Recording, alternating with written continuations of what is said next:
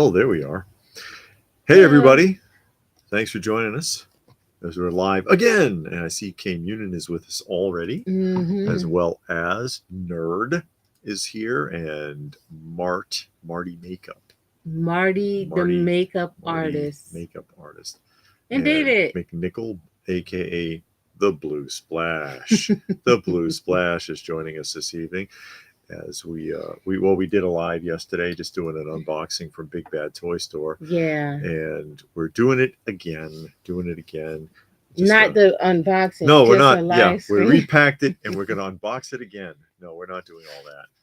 No, but hope everyone had a good Thanksgiving. It was fun and peaceful. I know you spent time with your family and all of this and that right there. Hope that it went well and it wasn't too overwhelming, because I know some families can be overwhelming. Hey, Pastor Rick. Yeah, Pastor Rick. But hopefully it wasn't too overwhelming and everybody had a good time. Renard. Hey, Renard. And Lee. Lee is here. Glad you could all join us. Balmforth. Okay. Is joining us this evening thus far, as we wait to see who all and what all pops in. And again, of course, we did the live last night with the unboxing. If anybody's curious about that, it's still up. Yeah, it's up on the channel. It was mainly Funko Pop, so you probably don't want to see Funko Pops and Super 7 stuff. A lot of Super 7 stuff. Yeah, that stuff that I got from Big Bad Toy Store. It's been sitting. I ordered it. It was on pre-order. Then it popped Bundle up. Of loot. Yeah, and then it goes to your pile of loot. So we did all that, and that was fine. I only got like 10 more things. That's still on pre-order. That is their saving grace, is that you can save that. And I see Stone Sour's joined us. Yes. Glad you could make it today. And the good thing about the pile of loot, because they have $4 shipping. So flat shipping. If you just let it sit there for the 90 days. If you're going to buy a lot of stuff. Yeah. Let it try and see how much stuff release within that period and ship it all at once. And then they'll charge you $4. And you save a lot on shipping that way. So yes, you can. That's why I use that. But I'm backing off 2025. Backing off of the new stuff. Yeah, I'm backing off. Oh, Johnny Future. Doing a whole lot of revamping. Johnny says it was a good haul. Rudolph Pops are really good. It's surprising they did that many. Yeah. And Stone Sour made a donation. He said, spread the word, hit the like button. Yes, please do. Thank you, Stone Sour. Always helping out our feline friends. Yes, thank you. And they're all doing well. They've all recovered nicely from their service and from their Thanksgiving meal that they ate. They ate chicken all day. Yeah. Chicken and whatever other table scraps we gave them. They were gorging all day. Yeah. Did you all know I didn't order Willy Wonka? I never saw Willy Wonka, so any incarnation of it. So no, I didn't order that. And Munin says they went to Target and they saw no Star Wars merchandise. Oh, that's good. I don't know. It's all at Ollie's. You'll find it at Ollie's. Yeah, if that's what you're looking for. We was at Walmart today. We always, I guess it's almost like a habit. When you go in Walmart, you just walk by the toy section. Department, yeah. Never expecting to see anything, but you just go. Never do. Yeah, you just kind of go over there. Yeah. Because it's become a part of your routine when you go to Walmart. So. Yeah, it's unappealing. It's unappealing, basically. And you see the really ugly Ninja Turtle stuff.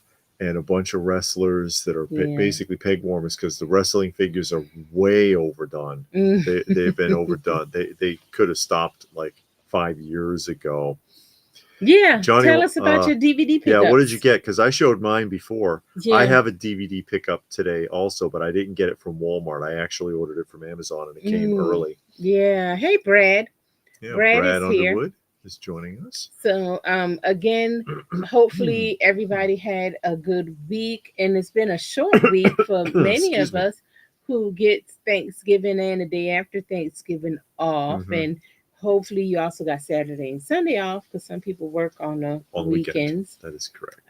Or you don't get holidays off. because I worked a job, you didn't get holidays off, so you just went to work Yes. until your regular days off came. And that's how I went. The good stuff at Walmart is in the anime Anime section. section. If you like If you like anime. anime. And Hey, Retro Reston. Style has Oh, joined us. retro style. I'm sorry, I said Reston. What? And Fumbling Through the Galaxy again. Hey, Fumbling. How you doing? Happy Thanksgiving indeed. Mm-hmm. Mm-hmm. So, what have we been doing? Nothing much. Still watching the same shows we've been watching. Really getting into this Phantom 2024, which is Yes. on, I think, Amazon Prime. Really? 2040. Yeah, 2040. Mm-hmm. Really getting into that. Nice, continuous story, kind of almost adult themed a little bit. So we're watching on that. Found something very interesting just before we came down here on Tubi.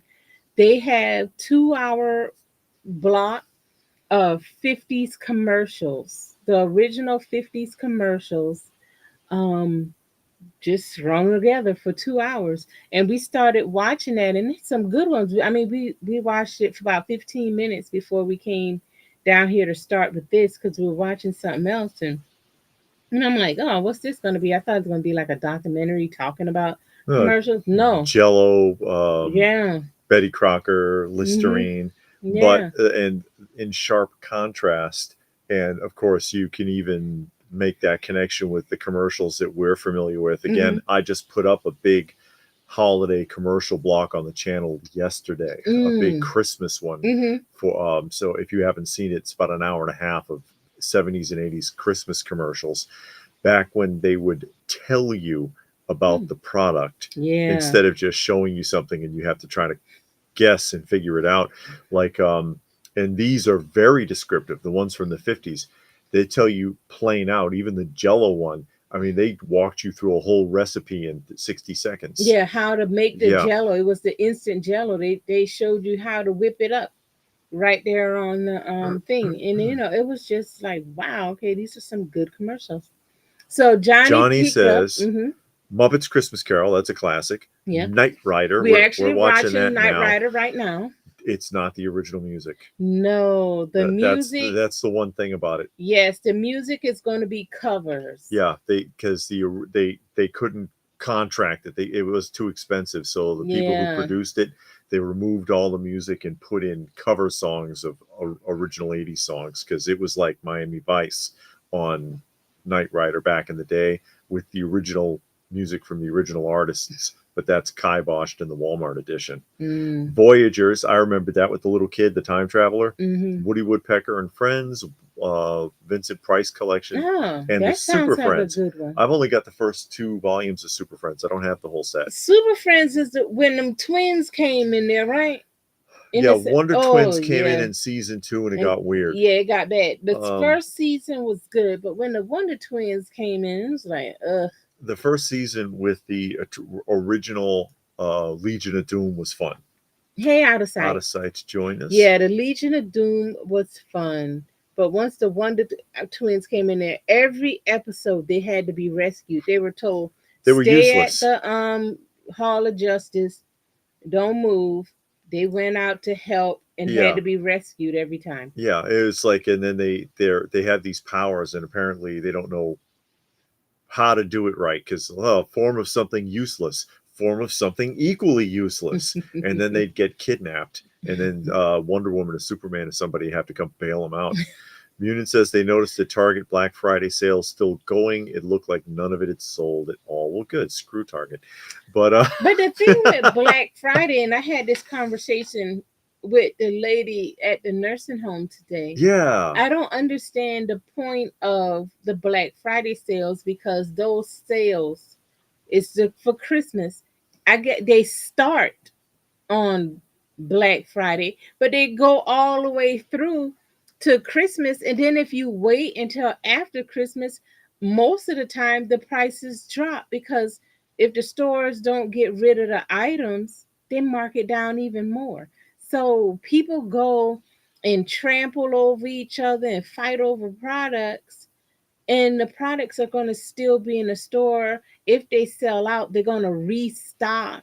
Yeah. I mean, I remember back, I remember that craze with the Cabbage Patch dolls, where the people were in there fighting over the And they Cabbage got Patch. that famous video of the guy in Yeah, the store with with the the bat, bat. with the baseball bat, screaming at people. Yeah, and what was it, Coleco, right? That made Cabbage Patch. I Yeah. think it was Coleco, whoever the manufacturer, didn't make enough because they didn't realize it was going to sell that way. So it wasn't like a false Well, demand like we got now. they were around for a while. Yeah, Well, but they and didn't think. Raccoon and Dollhouse have Yeah, joined us. good, But good evening.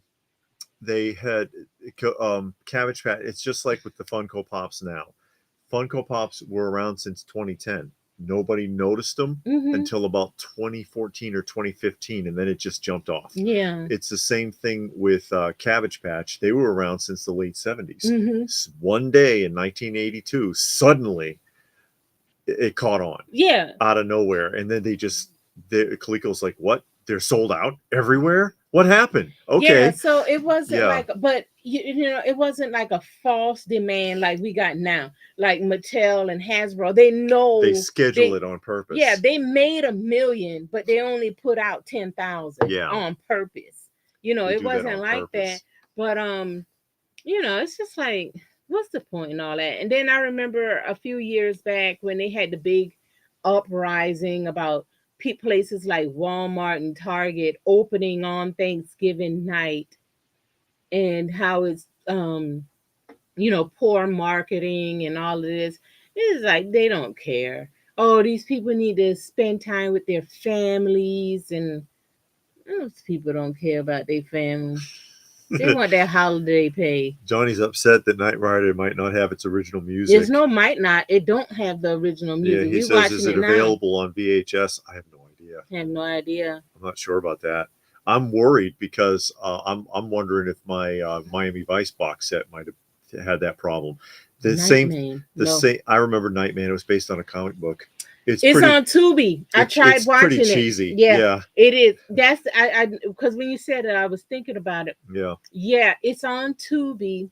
It's very cheesy. I tried watching it, and I'm like, I don't even know if I got past the first episode. It was so. I mean, I like a good cheesy movie, but that one is beyond cheese. It's like cheese galore. It was too much. Yeah, because that happened with WKRP. Back to the Knight Rider. Oh yeah. They had removed all the original music that was aired in the 70s on the show, and there were so many complaints with it. They re-released the box set with the music put back in. So we'll see. I know the Wonder Years has the original music. Yes, it does. Because we're watching the Wonder Years now, and that's a great soundtrack. Yeah. So they have the original music, but Knight Rider, all covers, and the covers are bad. Not good. Yeah, they're bad covers. You're listening to it, and whenever a song comes up, you know what it is by the beat or by the lyrics, and then you're like, oh no, not this one, because you just don't want to hear the song killed. Because they did. It's like what's the one with Mick Jagger, Rolling Stones? Give Me Shelter. They did Give Me Shelter, and you're like, oh, stop, please. And on some episodes, it's the mall talent show versions. Yeah, it's like they'll play the whole song. Yeah, they do. Like it's the crazy. Whole thing. And other times they'll play just a clip. But like Whitebird, they played that one all the way through like 4 times. And then the episode where Michael Knight sang all his songs. That is the original music, because he really did sing in those episodes. And he sang a different song every time. He sang like the entire record. And you're like, oh my those God. Were his songs, though. Yeah, I know. He was a musical performer. Singer. Yeah. Okay, let's catch up. Dollhouse always buy Christmas stuff for the next. Base. Oh, sorry. Doll base. For next year. Between Christmas and New Year's. Yeah. Johnny says Target used to sell complete collection DVDs. They don't anymore. Oh, yeah? I don't know why Walmart all sold them or what. Yeah, well, physical media is disappearing all over. Johnny says, same time Walmart exploded on DVD collections. I noticed Target didn't have them. Uncarded is here. Hey, Glad you could make it. How are you? Raccoon says, Cabbage Patch story is really sad. The lady who started making them alone, then someone stole the idea and marketed it better. Oh, ouch. Tommy says, remember the midnight sales for Star Wars Episode 1 figures. Oh, my God. Hey, Chance, how are is here you? from Nostalgic Pod Blast. Check him out. He's still running or airing Space Giants. He has a thumbnail. We didn't watch it, but it's him, and he's like on his knees, and the guy is shoving a knife down his throat or something. Something. Because Chance is an actor, and I'm wondering if that's from one of his performances. I saw it today, and I got it set to watch later because I'm not ready to watch it now. But I'm like, what's going on here? But I mean, you know, it ain't nothing bad. It's just like what was going on in the picture. That happens to him everywhere he goes. Nightman looks interesting. Used to see commercials when he was watching Renegade. I remember Renegade. Yeah. Where are we with the Ewing? So Pam thinks her little boyfriend Mark is back. Yeah, I don't think Mark alive and hiding somewhere. I don't think Mark ever died. I think he faked his death to go out and try to seek treatment, which didn't make any sense. I think he just wanted Pam to think he was dead, and he's going out to seek treatment. The girl Jamie is still around, and JR is giving her the hardest time ever. Can't blame him. No, I'm 100% with JR on this one. Yeah. 100%. Find out first. Yeah. And he's right. And Sue Ellen is just shopping. You know, all she want to do is shop anyway. And then Lucy is picking a fight with the girl at work over a boyfriend. It's like, that's that girl boyfriend. Leave her alone. Leave the guy alone. Midget. That's what the girl keeps calling her. Midget. Thanks a lot. Johnny says that's a lot of extra work to make that much editing for a DVD. Yeah. Yeah. I suppose. Out of sight. Do you remember when McDonald's used to sell pizza? No. I do remember. What they only did it in select locations as a test in the early to mid 90s, right? Certain select McDonald's tried that for a while. Johnny wants to know how many watch later videos do you have saved? I used to have about 1,500, but I got it down to 7.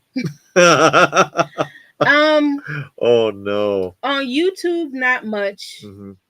Because I'll usually watch it, but like the shows we watch weekly, I do have a bunch because we listen to the radio broadcasts in the morning. Yes. So I got a bunch of radio broadcasts saved, but then they're like 900 episodes. So you know that's a couple of years, but we listen to one a day, so it's going to take us a while. Yes. And we'll listen to all of one. Then we'll listen to all of the other. And then I have a bunch of cartoons saved. So we'll watch all of these cartoons. Then we'll go to the next cartoon. And we usually watch cartoons on Friday and Saturday. So we used to have a show that we would watch nightly. And we haven't done that in a while. Now nightly we listen to the radio. After we watch our shows, we'll listen to the radio instead of watching shows. But it's a lot. I don't know how much, but we do have quite a bit saved in our watch later. But we do watch it. We get to it when we get to it. Spy versus Spy. Anyone remember a store called Gemco? You need a membership card to get in. Kind of an early Costco store, was more like Woolworths inside. I thought Gemco was a manufacturer of toys. It sounds. I've heard of Gemco. I've never been in one. Oh, okay. I've never been in one. Spy versus Spy from Mad Magazine. That was the guy, the creator, Antonio something, right? He was he escaped from, I want to say, Cuba, and he in Spy versus Spy, I think it started out as a political cartoon. Munin says, did you guys start a new anime? Have you managed to watch Street Fighter or Assassin's Fist? No, I don't know. We watched a Street Fighter that was 3 parts. You know, it was a movie. and then it was three parts to it where they were on the island, and then they had to fight in a tournament and all kinds Well, of that's stuff. every Street Fighter.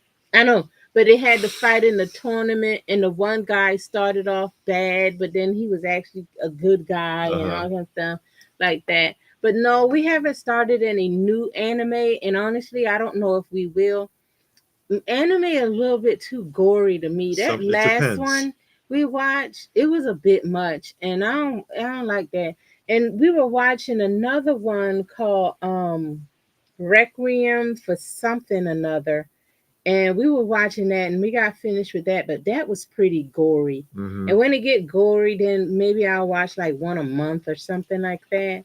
But I think I'm gonna kind of cut back on that because that's too much. I'm like, golly.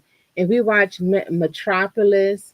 That one was kind of weird. The brother messing around with the sister Yeah. and all of that. That got to be a bit much. Hey, Patrick. Patrick's So, joined us.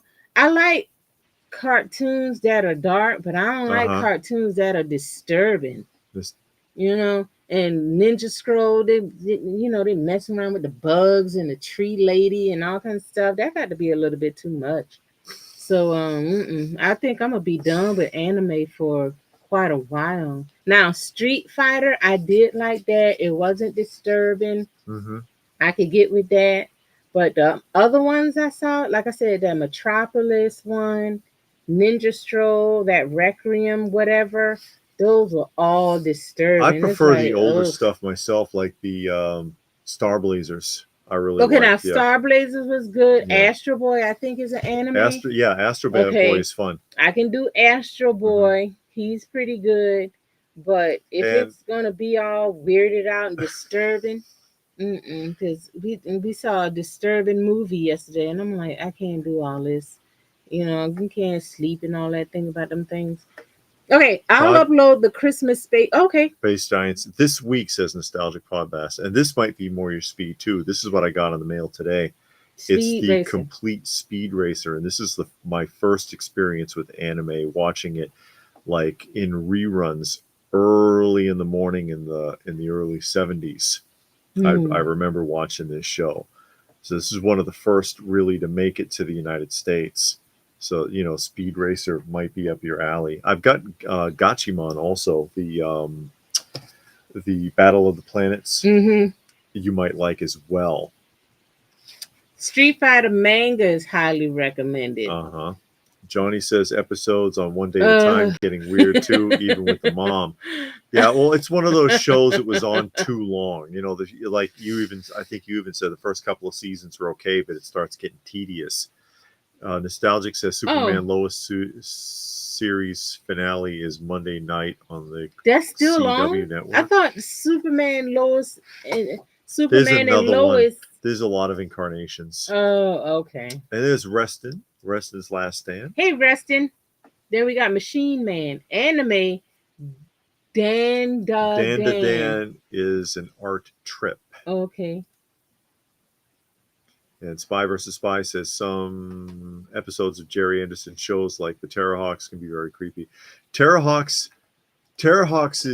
is weird, but the villain, the old witch, right? The witch is hilarious. Now I can the witch and her minions. I can do creepy but not disturbing. And Chance asked what movie we saw. Mafu Cage. The Mafu Cage. The Mafu Cage. And that got that little creepy big-eyed lady from A Christmas Carol. Lotka's wife. You might remember her better as Lotka's wife. And she also played on in Scrooged. Yeah, Scrooge. She played in that. But anyway, she played good. Now I'm telling you, her acting was good. Was excellent as a very extremely mentally disturbed woman. She was mentally disturbed. But it was weird. She was mentally disturbed. She made you think she was actually mentally disturbed. She was an adult, but she acted like she was about 5-8 years old. And the Mafu is a monkey, a orangutan, and she has one, and she locks it up in a cage, and she play with it and all kind of stuff like some kid. And then they try to make you think that maybe something is going on with her and the monkey. I don't know. Then they kind of hint that her and the sister is messing around. Then they kind of make it very clear that her and the sister is messing around. They never show you anything. They don't show nothing, but they hit at it. And then she kills the orangutan. And she's had some before, and the sister always finds them dead. The sister knows that she kills them, but she never saw the girl kill them. Yeah. But she kills the thing with a chain, beat it to death. And the sister's like, oh, I don't want to put her away. I promised my dad I would take care of her and that I'll never put her away. Man, that girl is crazy. I mean, she thinks she's in Africa. She got the whole house all African, this loud music, putting on all these weird African clothes and the makeup and all kinds of stuff, running around naked in the cornfield, like, oh yeah, I feel like I'm one with my African brothers. And it's like, lady, oh you my in God. California, you ain't cut all that out.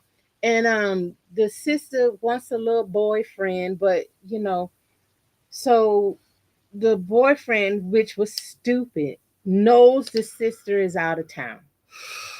He comes to the house. Why does he come to the house? Who knows? Exposition. So the disturbed sister, the mentally ill sister, kills him and hides it, and the sister finds out that it kills him. And the whole thing is just tragic. It's awful, and I'm like, oh my God, I can't take it. And I knew when they said in the introduction, the movie has some disturbing scenes. I said, you better turn this thing off. But nope, Yeah, I well, had to watch it anyway. Yeah, silly. And I did. Blue And I Splash regret it. thinks that Speed Race is one that they need to watch. It's on Tubi. I got it saved in our watch I got list. it now. I got the disc now. Hey Donald, how are is you? Here. But yeah, that's the disturbing movie. But I've seen a few, and I'm just like, mm-mm. Superman Blue have Splash the best says Doomsday. they have the best Doomsday in live action. Okay. And T. Stewart thinks that you would like Robotech. I have Robotech. Okay. I have it on Hey disc. T. Stewart, how are you? I do have it on disc. Mickle Stapler is here. Hey Mickle. Good. There we go. And Donald also says Dan to Dan is an awesome anime. Okay, we'll look for that one. Long as it's not all disturbing. I can't do no more disturbing. There's John McJunkin joining us this evening. And Nostalgic says that he has Speed Racer on DVD. Oh, okay. It ran after Space Giants on Superstation 17 Atlanta. Yes, Superstation 17. That's today. Okay. I also picked up today. It's quite new. You may not be able to find it. I see. Well, I found this at the thrift store, and this is a Dark Horse Archive edition. Carol King. Yep, this is a Dark Horse Archive edition, and it has the first appearance of all of the original Archie characters from the old Archie comics from the Golden Age. So first appearance of Archie, first appearance of Jughead, first appearance of Betty, is all in this book. Found that at Goodwill. It's tough to find anything halfway decent at Goodwill. Was she in Adam's Family? I don't remember the film that well. What's that? J what? Jay Wetzel. He says title. It was Mafu. The Mafu, Mafu. Yeah, the Mafu Cage. Now, if you go on YouTube under Newcastle After Dark, that's their movie for the month. And every month, because they put out a movie a month, and I watch all their movies. If I've seen it before, I won't watch it. But usually the movies they put out, I've never seen, so I'll watch it. And they always pick a good movie. I'm not saying it's a bad movie. It's just well disturbing. Acted. Yes. It's well acted. It's just really weird. It was well acted. The dialogue was great. It was disturbing. The sisters, you got two sisters having sex with each other, and then you got that darn gorilla in there, and she beating it to death, orangutan, whatever it is. she beating it to death, and then you don't know if they fooling around or whatever. Yeah, Um, it was weird. it got real weird right there. So I'm just like, And there's Hank. Hey Hank, just drop in to say Happy Thanksgiving. And the Andorian is here. Hey, All the boys in the class watched Space Giants after school. Superstation TBS started 5 minutes late. And no, it was not a CGI. The movie no, came it out was in in the the 70s. 70s. It was a real one. Yeah. It was a trained orangutan. Yeah, it was staged, Yeah. plastic chain and, Yeah. whatever. And you could see that the chain was plastic. Yeah. And they just showed her swinging and hitting something. And then they showed you not even the full dead body. You saw like the leg part of the orangutan, Yeah. and the blood underneath it. So I mean, they didn't show you any like gore and stuff like that. Um, but it wasn't CGI though. I thought the movie what? Retro says he thought the movie Perdicia Durango with Rosie Perez was disturbing. I'm not familiar with that one. You know what movie was disturbing? It was called Pin, Pin, and it was this mannequin. The doctor had a mannequin, and it was an anatomically correct mannequin. Anatomically correct. Yeah. Mannequin. I remember that movie. Oh And man. oh god, the it was okay. Yeah. But that was on also That's on another 70s Newcastle. film. That was on Newcastle too, and they didn't tell me that one was going to be disturbing, but it was. And it was just one scene. The rest of it was fine. I could get no, the chimp didn't go crazy at all. It was the girl, her name was Sissy, I think. She was mentally ill. She had mental problems. She was like stuck at age 5. I mean, the way she talked, the way she act. I'm gonna kill myself if you don't let me have another mafu. And a mafu, I guess, is African for orangutan. I don't know. She cutting her wrists and doing all kind of weird stuff.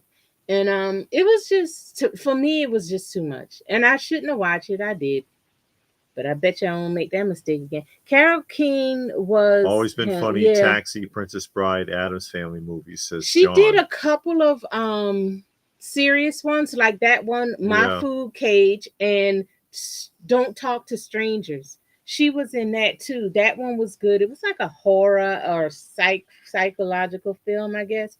She was like a professor or something. Yeah. Reston, only orangutan he remembers is Clyde with Clint Eastwood. Yeah. Hey, Link, how are you? Every Which Way But Loose and Every Which Way You Can were the two films of Clint Eastwood. Pastor Rick says he liked the old anime Speed Racer, Star Blazers, Battle of the Planets, and that's Gatchaman. Yeah. Some Astro Boy and a few more. Those are the main ones. Yeah. And we're watching the Astro Boy now. Yeah. We've seen the Star Blazers. And I've got Speed Racer now. Yeah. And I've got also I've got Gatchaman, and I've got Robotech also.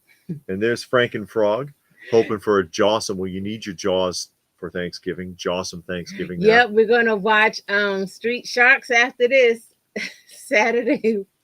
We normally watch Street Sharks. Link says you can find anything at Goodwill. Yeah, sometimes you can find trash there too. Yeah, you can find a lot of broken, overpriced junk. Was the old granny in the Addams Family? Oh, she played Granny? Oh, I don't remember. I never saw Addams Family. Mickle says he's finishing up on the 12 scale boat he's been building using popsicle sticks and hot glue. He's doing it old school. Wow, I haven't seen people build anything with popsicle sticks in a long time. I remember that was a big deal. And wants to know if we can check out his video on it. Oh, hold on, let me write your name down. Yeah, and anyone else also. Yeah, if you have a channel, you are welcome to put the link, because I don't know how to do the link while we're on the while we're on the well, if you write podcast down his moniker. Yeah. I am, but I'm just telling everybody else, if you have one, make sure you I was going to write it down, then you it's right away. It's right there. I can't see. Mickle stapler. Stapler, and the number 4. Okay, 4. Just trying to move this Okay. back down Okay, because YouTube. it's way behind. Yeah, it's all right. Nobody in a rush. Everybody's in a hurry. They're in a hurry. Nobody in a hurry. If they're in a hurry, they'll say so. Okay, let's see where we at. Oh Lord, Mickle says he's going to use it for stop motion video he's planning with the Mezco Oh, Popeye. okay. And Lynx wants to know if anyone knows about Muppet Vision getting taken down at Disney World. No idea. Don't know nothing about Disney World. Yeah. And The Jay Substance. Wetzel, The Substance is on Movie Now, 7-day free trial. See, it's all side conversation. That's why I was trying to get ahead. Oh, okay. I'm sorry. Okay, we're gonna jump down. And the artist known as formerly as Jesse Say What is here. So Jesse Say What has joined us. And Dr. Cohen is here. Dr. Cohen is here from Massachusetts. Glad you could make it. Yes. Johnny got the Peanuts 6 movie set. Watched Peanuts Thanksgiving. Haven't seen that since 1987. Wow. Wow. Yeah, and I've got the box set as well. There's a lot of Peanut stuff. There's a lot of specials and things. So those are classic and they're fun. Mm-hmm. They're a lot of fun. Blue Splash says, seeing NECA got the holiday blind boxes. You could possibly get 2,000 worth of stuff. Or you could get hosed. You could get totally hosed. Johnny wants to know if we saw Tough Enough. Yes, we saw Tough Enough last Saturday. Yeah. No, last Sunday. Yes. We watched it last week. I think it was Sunday. We watched it. It was one of those it's called a type of movie. You know, where the guy is like I can't at remember. the bottom rung and then he comes up. Yeah, but we did see it. A lot of filler songs. Yeah, there's a lot of filler. Not a filler song. It's having a holiday sales picked up. DC said Big Bad Toy Store. They are. They're having a big sale. They've been having a lot of big sales lately. Yeah. Expect on everything. Funko Pop, Super 7, everything. They've had it, and also on Entertainment Earth. Yeah, that's right. Well, you know, it's that time. Yeah. It's the end of the cycle. That's what Black Friday is really about. Getting rid of stuff. Everybody's got to. It's their year end for their year end quarter for closing out their projected sales. So they've got to get that stuff moving. For their final quarter numbers for the next cycle, because that's, you know, it's important for the company, especially if they're publicly traded. Yeah. And also, again, with the holidays coming up, it's a good opportunity to offload a lot of junk. I'm surprised nobody's. Oh yeah, I had the. I did have. If no one was there. If people are here today that were not there yesterday, I did get this in the mail, so I wanted to show this real quick. And that is Link says it's the last project Jim Henson worked on before he died. Muppet Vision 3D getting replaced by Monsters Inc. Oh well. Is my Colonel Sanders Bank. Oh, but okay, one more. Bunin says, if you don't like gore, I'll recommend Spy Family. I think you both really enjoy the show. Hopefully it's available for you. And okay. That is Spy Family. Okay, I got it written down. And that's my 10-inch Colonel Sanders plastic blow mold bank from 1972. Unused because he hasn't been cut open. Usually, again, the slot is cut open or the bottom is split or cut out. So Colonel Sanders is intact there. I think it's kind of funny the way his eyes are sunk in, because when the light shines through the plastic, it looks like his eyes are glowing, like he has no soul.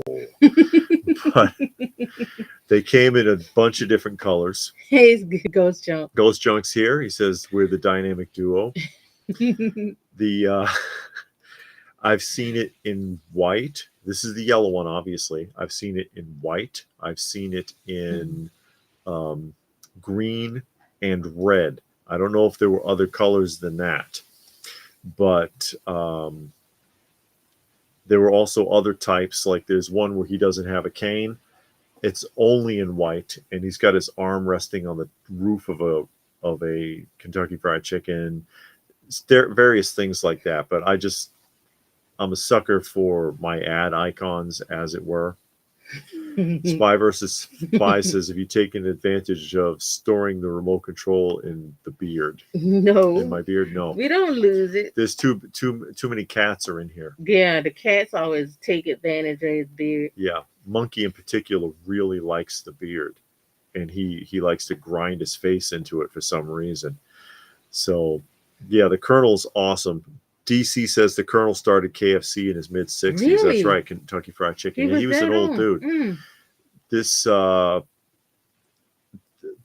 particular with these banks, you often see it without the tie because the tie is actually a sticker. So it's pretty rare to find one of these with the tie still intact. Okay. And I had shown this yesterday during her unboxing, but I wanted to show it again in case anybody missed it. And I'm going to try to get every color and line them up. Johnny wants to recommend Eddie Macon's Run with John Schneider, Kirk Douglas. The first movie appearance of John Goodman. Really good movie. And Kirk Douglas shines in the film. Who knows the first... oh God, what is that guy's name now that I'm even going to bring it up?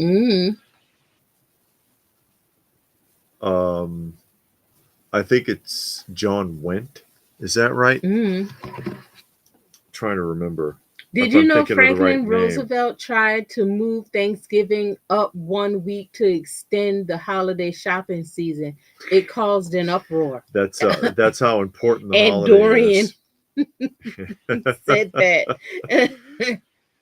Communist said David may have heard of this one. Mobile Fighter Gundam is a classic and is the show that got me into Gundam as a kid. I don't remember that very well. I think I've seen it, but I don't remember that very well.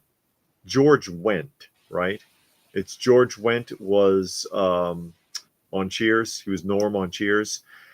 Who knows? Oh, okay. Who knows where his first appearance was?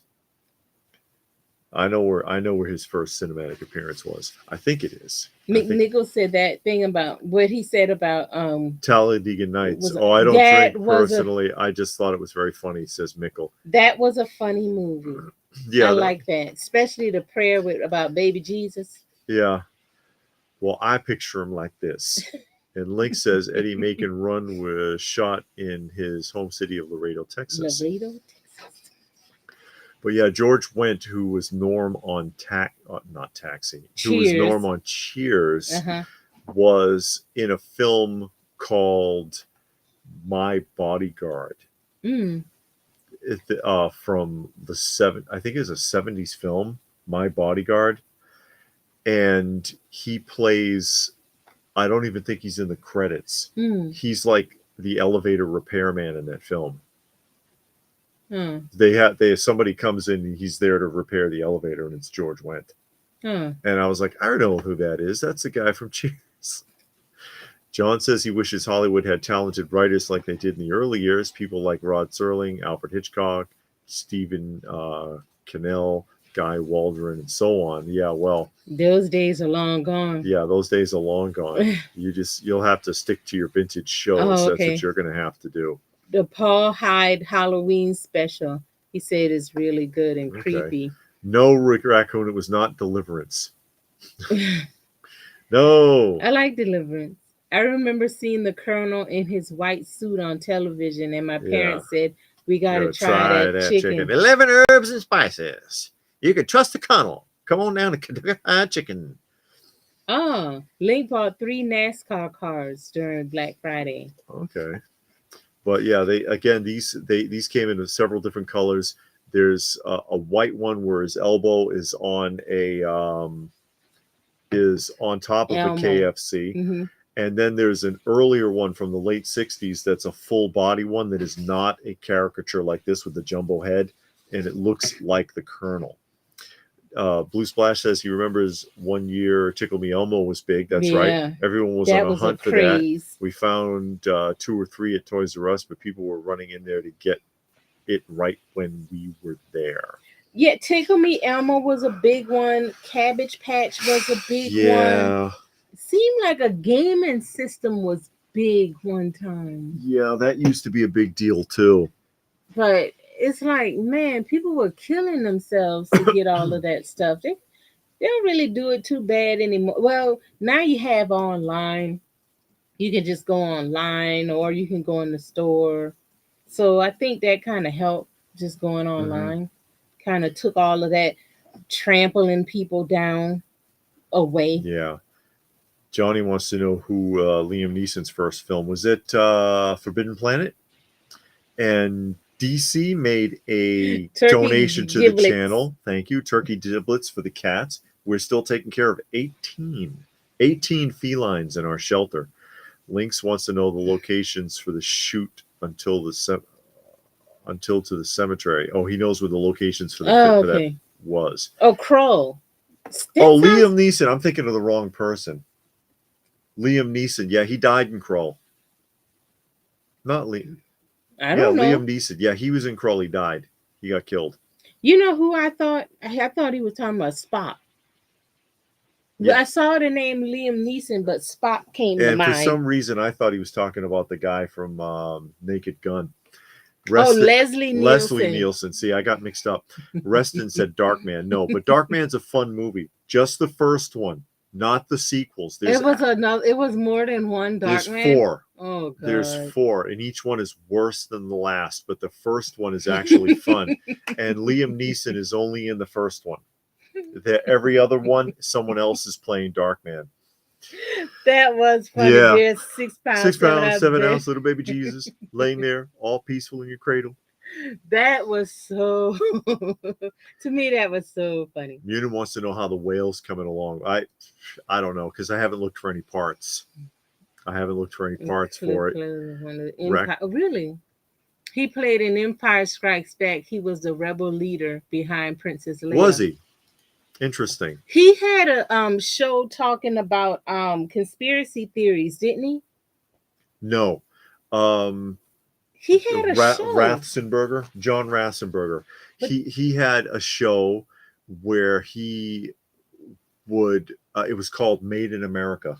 Oh, and he would okay. go around to long-standing companies that manufacture certain items in the United States and showcase them and take a tour of the factory and so on. Okay. Yeah. Okay. And Pastor Rick made a donation to the channel. you. Thank you. He said something for the kiddie pool. We appreciate it. It takes it's expensive. It's expensive. We love them though. Oh, he was on Little House on the Prairie? Yes, Oh, he was in one laugh at episode. And that was when the restaurant was trying serving specified meals. And then they were having problems because people would come in at like after breakfast and want flapjacks or something, and they couldn't accommodate them. But at the end of the show, Sanders shows up and says as Colonel Sanders? As Colonel Sanders with a chicken idea. And they were like, oh no, we already tried single menu stuff. Forget it. Yeah, but okay. I remember that. Oh, okay. I even though he's a century too early in that yeah, show. That's what I was thinking. But you can work them in anywhere. Beanie, yeah, were big crazes too. Yes. It was a couple of them that just took off. And Spy wants to know if we heard Sanders used to get upset from eating chicken, so we never really ate it other than advertisement purposes. I never heard that. I never heard that. And number one Marvel fan has joined us. Glad you could make it. I'm surprised no one has seen the Easter egg in the room. No one has seen it. We've been on for 49, almost 50 minutes now. Hey, number one Marvel fan. Where's the Easter egg, ladies and gentlemen? Nobody cares about no eggs. Oh no. Because nobody likes Easter. Nobody care about no little bunny rabbit. You know what Easter is. And Two Old Geeks. Hey, Two Old Geeks. He said, did you ever watch Crawd Mandoon and the Flaming Sword of Fire? That I don't sounds familiar. Is that a karate film? Is it one of those like weird Eastern Bloc live actions that's set in like the Viking era? I think, I could be way off. I think that's a karate movie. Is it? with that hyphenated crude mondoon. Like the flying Yeah, guillotine. flying guillotine is awesome. The blind guy, everybody's terrified to even move. Yeah, the flying Flying guillotine. guillotine. Like, That movie what? was awesome. He take it, and it flies out with the chain, and the net drops over people's heads. And cut their It cuts heads their off. heads off. It's like, oh crap, that was hilarious. And they made Mary blind too, but in real life, Mary was never Never blind. blind. Yes. Santa Johnny says Claus. Santa. Reston says Santa, and um, Geeks says Oh, fantasy film spoof. No, oh, I don't okay, think okay. so. No, I didn't see it then. Is it Mickle how's says that? Santa. Just noticed. Okay. Mutant wants to know what color is the egg. Orange. This is yeah, Santa's back there. Santa is visiting us today. I just found that actually today. I just found it today. And I don't think it's a Rushton. And no, there's no Machine Man is here. He says no, it's there's no cat tearing anything. I don't think it's a Rushton, but it is a vintage Santa Claus store display that we found at the flea market. Yeah, we went to the flea market today. Oh, all your stuff's here. Yeah. Well, you put it there. Well, what do you want me to do? Yeah, I can give it away. No. Yeah. Let me just shift that. Went to the flea market today and found Kris Kringle. And this is one of those old like store displays. No, oh, hold on, let me move that. We'll come back to you, John. Yep. One of those old store displays that they would do up. Mm-hmm. He's missing his glasses. You can see an indentation across his nose where glasses were, and they are gone, unfortunately. So I'll have to find him a new pair of glasses. But I found this at the flea market, and looking at the foam piling that's in here and the way it's constructed, I'd probably put it at early 80s. Mm. He got a thing on his shoe. Yeah, it's a chip there. It's a chip in the paint. Mm. But he's exactly 3 feet tall. John says Poppin' Fresh Doughboy was a short-lived celebrity death march once. He took on Mr. Bill from Saturday Night Live and lost. Mr. Bill was disqualified for tickling. Tickling him into submission. I want to see the crown on Santa. Seriously? You got to put the crown on Santa's head. And what else? Mickle, he works at an old country store. They have an old Santa from the 70s. I got to decorate the store this year. I got paid to do it, which is a win. Excellent. Wow. Yeah, you're talking, and the Value Village near us has one. It's one of the 5-foot automaton ones, and I recognize it because it's the one they used to have in Woolworths. You remember that one? And he would like raise, he had like a bell arm that would go up and down, and his mouth would open and close. Yeah. Yeah, it's that one. And I'm like, oh, it has a sign on it that says not for sale. And I'm like, shit. Because, again, it's the old Woolworth one. I would totally want that. Yeah, it's a couple toy dealers at the flea market. It's nothing special. No, I mean, you're not going to find gems. Like, they have one guy, his whole shop is toys, but it's modern. They used to have another guy there whose entire shop was toys and comics. And you had some vintage stuff or just older stuff, but that guy is gone. Then you have there's an antique mall in the flea market, and they have a toy vendor there. And then you have a couple of pop shops where they sell Funko Pops and stuff. I think it's like 2 or 3 of them. And then outside, every so often, people will buy, have toys for sale. But I've got to replace, again, his glasses. Yeah. And he had something was in his hand because I can see the hot glue in his palm. Well, it might have been a bell. It could have been. Yeah, it could have been a bell that he might have been holding. But yeah, there's some hot glue in his palm. Yeah. Johnny But said you can get some wire and make some. yeah, but it was one of the outdoor vendors, and he didn't know nothing and he didn't care. He Mhm. practically gave it away. Yeah, because I thought he was gonna say $100 or Something, something crazy. weird, but he didn't. I was like, "Whoa, dude, he didn't care. He just wanted to Yeah, he get didn't. rid of stuff." He didn't care. Mm-mm. And he, like I said, he practically gave it away. I was like, oh wow, you don't even want to. You don't Yeah, I even mean, want to even with haggle. the missing glasses, you know. Yeah, I mean, a vintage store display. Give me a break. Yeah. And a big one too. Not even like he's again 3 feet tall. So He's exactly 36 inches actually. yeah. So ho ho ho, Ho ho ladies and gentlemen, ho. Toe toe ladies and toe. gentlemen. But yeah, if it's we don't do the holidays like all that, but I do have a soft spot for some of the vintage decorations, especially Halloween and Christmas in particular, because Mm-hmm. it was some pretty interesting stuff. It was pretty Yeah. cool, and it can put you back to those memories sometimes. Yeah. And I mean, we don't do it like he said, but we do appreciate like the commercials and the TV shows, Hmm. and we'll go that far, but it's like whatever. So, but anyway, Anyway, there we are. So you never know what you might find at the flea market. yeah, And we so we have go. had some luck there off Mhm. and on. Mhm. It's a good place to find pet supplies. They didn't have any today though. That's normally what we get when we go there. They usually have a vendor and they have like cat litter and cat food really cheap, like the Yeah. big bags. Or you can buy supplies for the house like toilet paper and Yeah. stuff like that, washing powder. Yeah, washing washing powder, washing liquid, whatever it is. So yeah, Yeah. don't overlook those outdoor flea markets. You never know. But a lot of the toys there are junk. Funko Pops. Yeah. There's mountains of them, and the boxes are beat to death and sun weathered.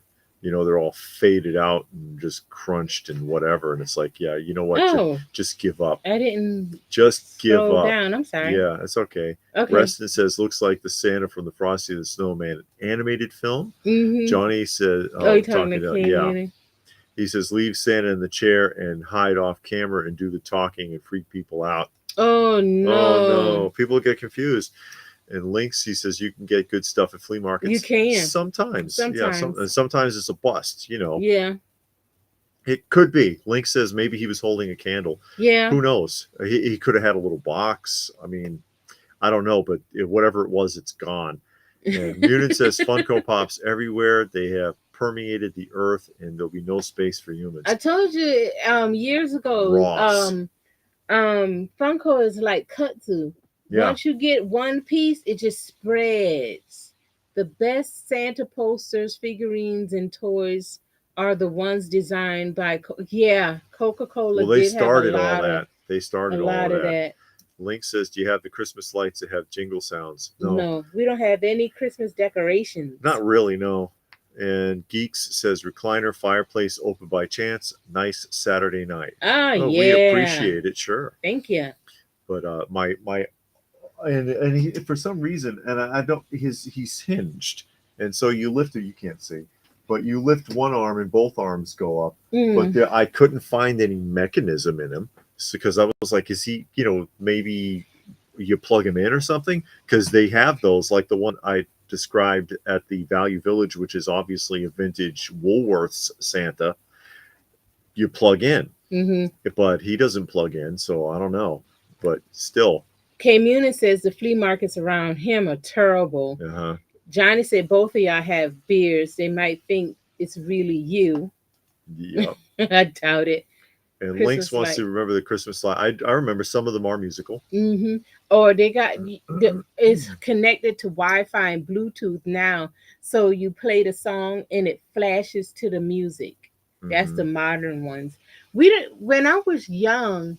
We used to go around, drive around the neighborhoods and look at the Christmas lights. Yeah. That used to be cool. I used to like that. I haven't done that, God, in years. I don't know the last time I did that. Yeah. I think the great American artist Norman Rockwell designed the Coca-Cola Santa, if I'm not mistaken. I'm not sure. I don't remember. Johnny says all the pops ever made laid side by side, circling the earth 20 times.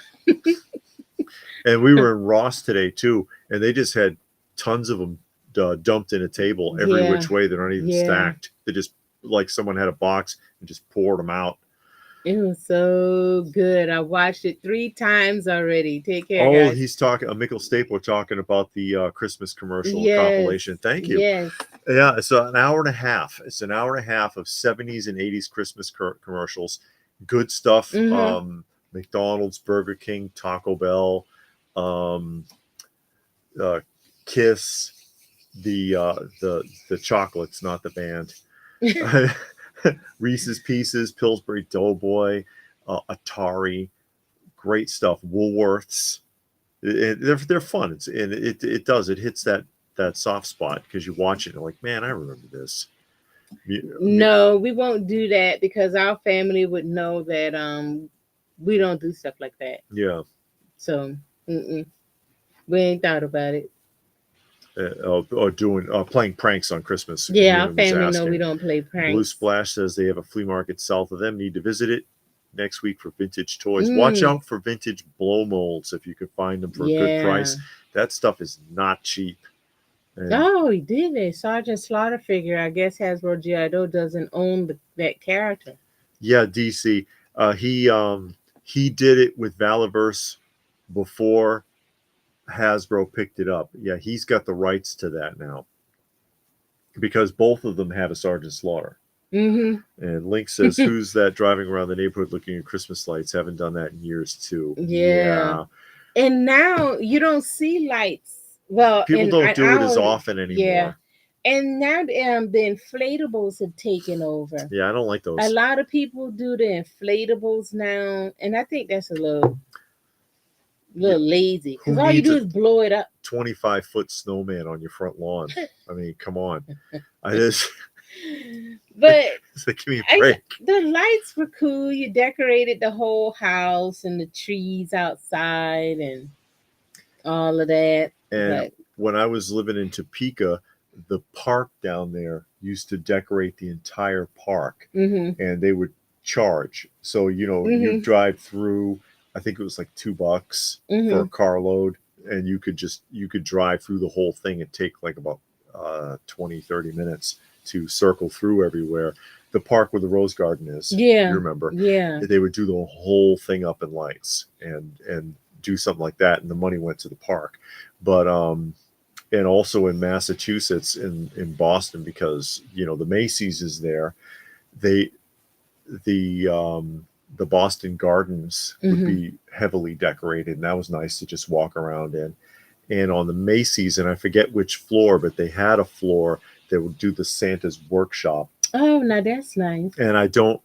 It was the original Santa's workshop from because the Macy's in Boston's one of the oldest in the country, and it's all automatons, Mm-hmm. and you walk through and they set it all up on the walls, and you can look and watch them, little elves making the toys and whatever, and they're all like 100-year-old automatons, and they keep them maintained. I don't know if they still do it.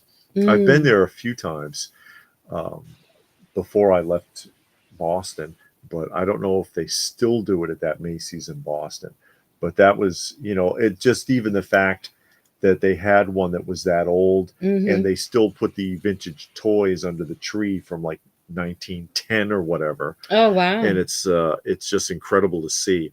I Munich, know at Stone Mountain Park they would decorate and you could go around, and I used to go to the park during the day, but they would put up like but during the day it didn't look good. It was just like some wire stuff that looked like trucks and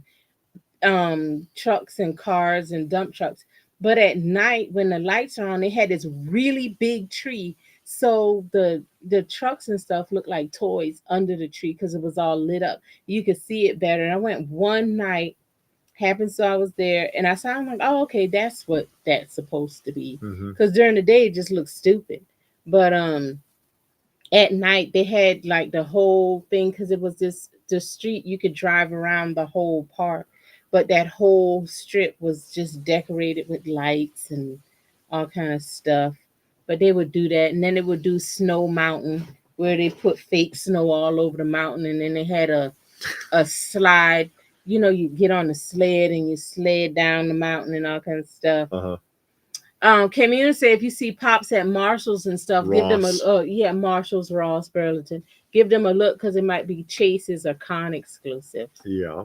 And John says Christmas commercial collection is nice, except at the very end where Santa gets slaughtered at a kid's party by one of the parents who used a meat cleaver on him. Very sad. Oh no. Really. And where are we? Reston says we have Christmas lights park here, Sunset Park with drive-through light displays. Oh, that's cool.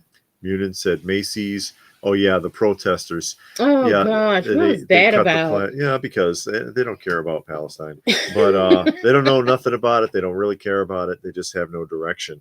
But I was just annoyed that they cut off Ronald McDonald because the Ronald float, because you don't see the mascots anymore, and the car had all the original mascots in it from the 70s and 80s, you know, Grimace and everybody. And I was like, man, don't block Ronald's car. Give me a damn break. But they cleared that out quick to people in the crowd chanting USA. So you can see where that's going. The Jordan's furniture store brought out Santa's Village and had it in Stoughton a few years ago. Says Machine Man. Johnny says for Christmas he bought himself a recumbent exercise bike for $550, reduced from $850. Yeah, he showed me the manual because the manual's in like 15 languages. Because he showed me on Facebook.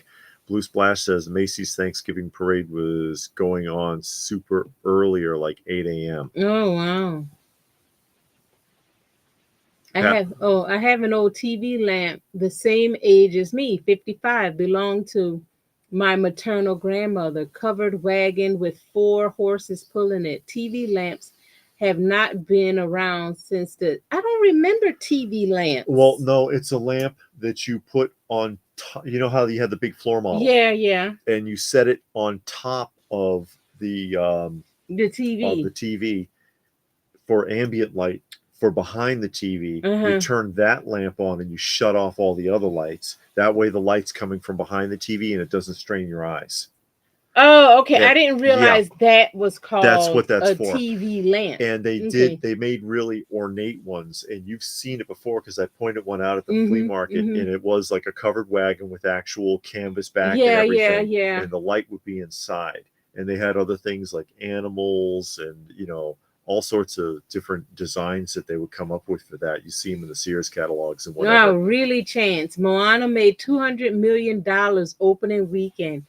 I heard Wicked wasn't as bad as it seems. It's all over the place. So. I'm still not gonna watch it. Yeah. But I have realized that a lot. Okay, I like a lot of those channels like Critical Drinker, Baby. I'm about to call him Babyface. Heel versus Babyface. Nerdrotic. All of them. I like watching their channels, but I realize that when they do TV and movie reviews, I'm not always on board with what they're going for. Yeah. You know, like some things I know for a fact I'm not going to watch anyway. So like when Heel versus Babyface do a TV review, I love watching it. I know I'm never going to watch that show, but I like his reaction to it and how he acts. And he's just so over animated. Like when that Robin in the Hood was out, I never watched one episode, but I didn't miss one review of his. I thought it was great, and I was wishing that they came out with a season 2 just so he view it and I can watch it. But but they've been pushing Wicked hard, and the fact that they've been pushing it so hard makes me wonder if it's good or not. Because when they push something like that, often there's a reason for it. Johnny says the rescream has been messing up, so our title is wrong. Is it oh well, David's gonna try and fix let me it. look on which one, on which channel. I don't know. I'll look really quick because it shouldn't. And Restream has been having a lot of buggy problems, that the images haven't been coming up. Yeah. And it hasn't been putting the right image on, and all sorts of issues like that. And that's just really a pain in the ass. It really is. It's like, what are you paying for? Honestly, what are you paying for? You paying for them to put it out? Yep. Yeah, there it is. It says Veterans Day special again. Yeah, it does. Son of a biscuit eater. Yeah, Saturday Night Live. And I'm sure I changed that. Yeah. Okay, now it's right. Yeah, thanks, Johnny. Thank you, Johnny, for pointing that noticing out. And letting us know. One thing I like about the modern toy on it is that they'll make holiday figurines from your favorite franchises you can use to decorate your house. I like that Hallmark does the ornaments. Mm-hmm. And I have a lot of the ornaments. I'm never going to use the ornaments, but I have the ornaments, and I put them up with my toys in that area. Like I have some for Sesame Street, Batman, this, that, and the other, and I just display it with those. I like that. Yeah. Link says the only vintage Christmas ornament he has is Santa waving a lantern. The mother bought it at Montgomery Ward's in the 90s, and it doesn't work anymore. Johnny thought parades usually start at 11. I don't remember. And Dollbay said TV lamp is hard to place today with the flat screen. Yeah, no, but they still do it though. But now you buy a light that shines from behind it. I've seen those. I like them. And then they'll change color. You can get it to change color like every so often and all of that. I like that.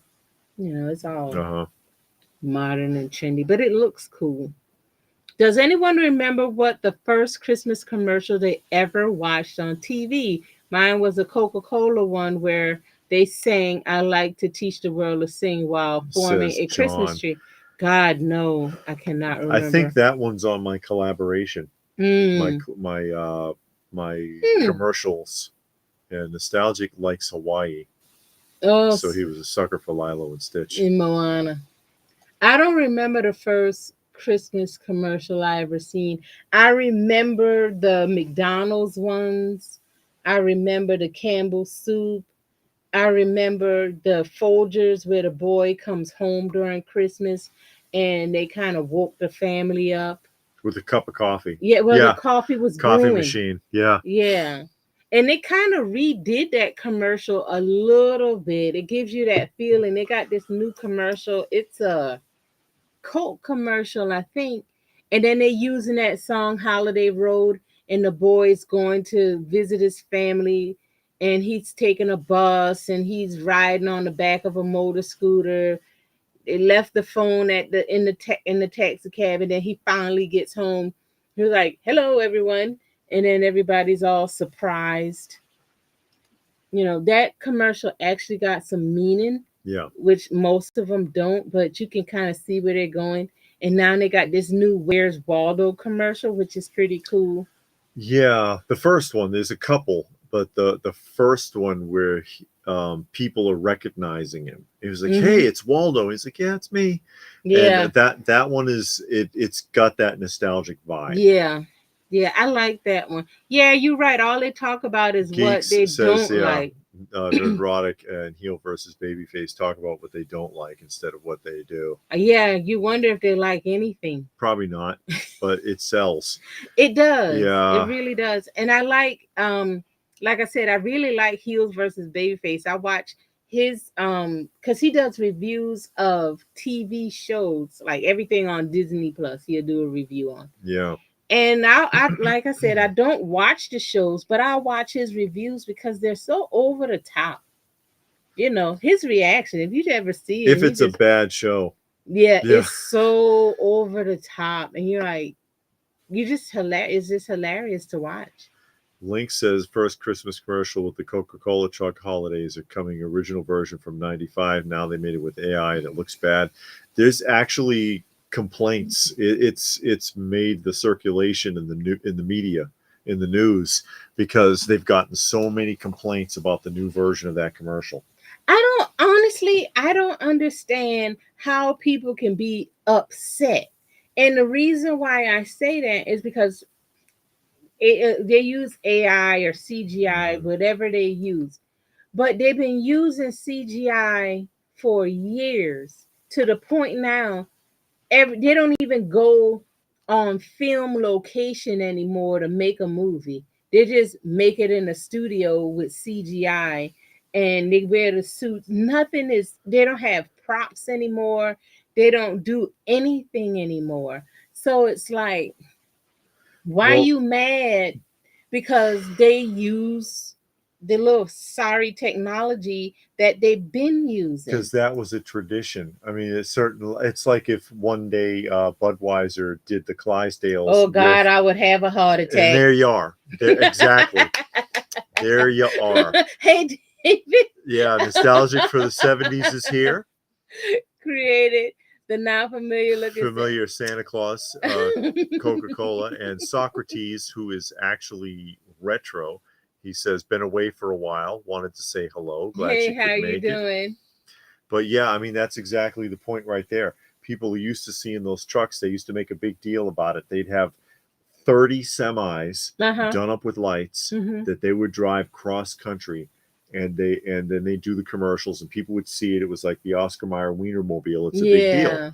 And now they're like, oh, here's our CGI version. And people are like, the hell is this? It does look cheesy. It does. I mean, doesn't bother me.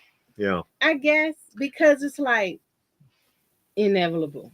I mean, if you they knew did it that, was coming at some point. If they did that with the Clydesdales, here comes the king, here comes the big number one, and then you see those like animated horses come out. Be like, no, wait a minute, the hell is this? See, I'm gonna say this, and then we're gonna move on.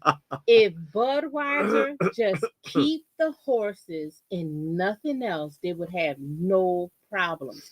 Nobody has problems with those horses. Yeah. People got problems with other things. Now, the best one they did was after 9/11. That one was a tearjerker. They saw you saw the horses in Colorado, and then the buildings fell, and they got the horses together, and the horses started traveling all the way to New York. And then they got to like that little mountain or something where you could see them, and then they kind of bowed down. That was a good commercial. That was well done.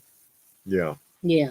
And then but they don't really do the commercials with the horses no more. They did one recently, damage control, but they should have did that the first time. Yeah. Every commercial, you just need to stick with the horses because people love the horses. The horses don't bother nobody. They don't mean nothing. It's just horses walking down the road. Yeah, just I mean, keep the horses. Look at the fix Jaguars in now. I don't know. Of all of that. Yeah, they're in a lot of trouble. Yeah, they're a mess. You can't. Because people don't want to hear your political views. They just want to see the product. That's it. You don't need to try to sell me on any. I don't want to know nothing about what you're doing, what your feelings are, what your religion is, what nothing is. Don't put that in the product. Sell me the product. If you're going to sell me a car, how many people can get in the car? How many miles per gallon can I get? Can I get my groceries in the back? Can I put a bicycle in the back, a wheelchair in the back? What can I do? That's it. That's all I need to know. Oh, no. But now you don't tell me nothing. No. Hell, the Jaguar commercial, they didn't even show you the car.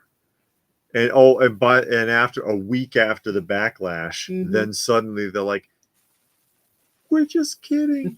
It was a joke. We're kidding. And it's like, yeah, bullshit.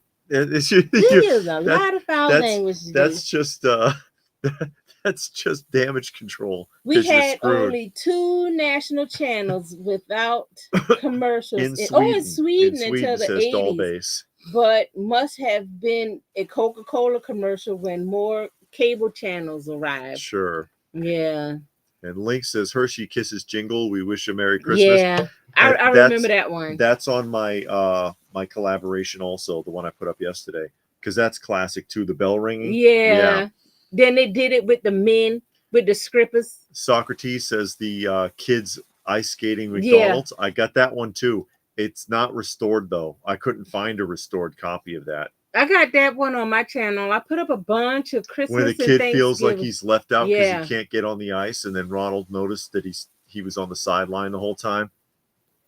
Munin says everything has turned to Crap. boo-boo.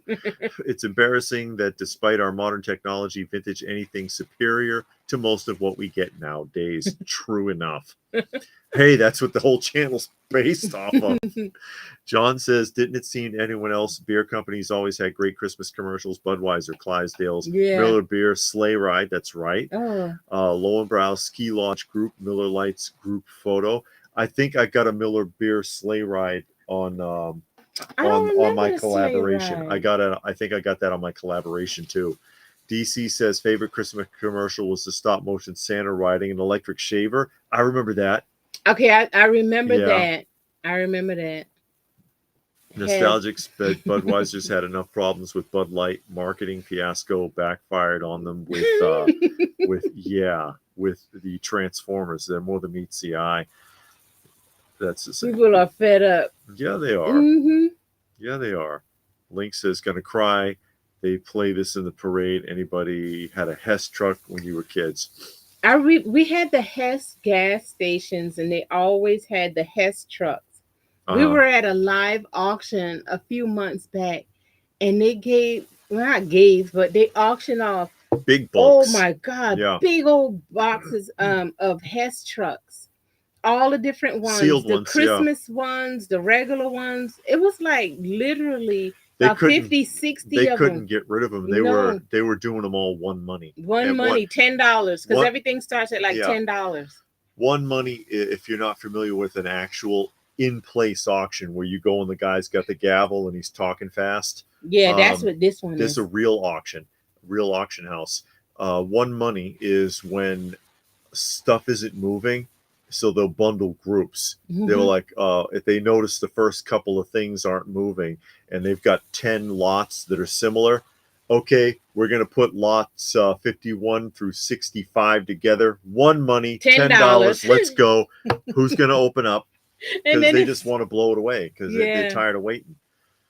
Seeing some collectors selling their HasLab Giant Man.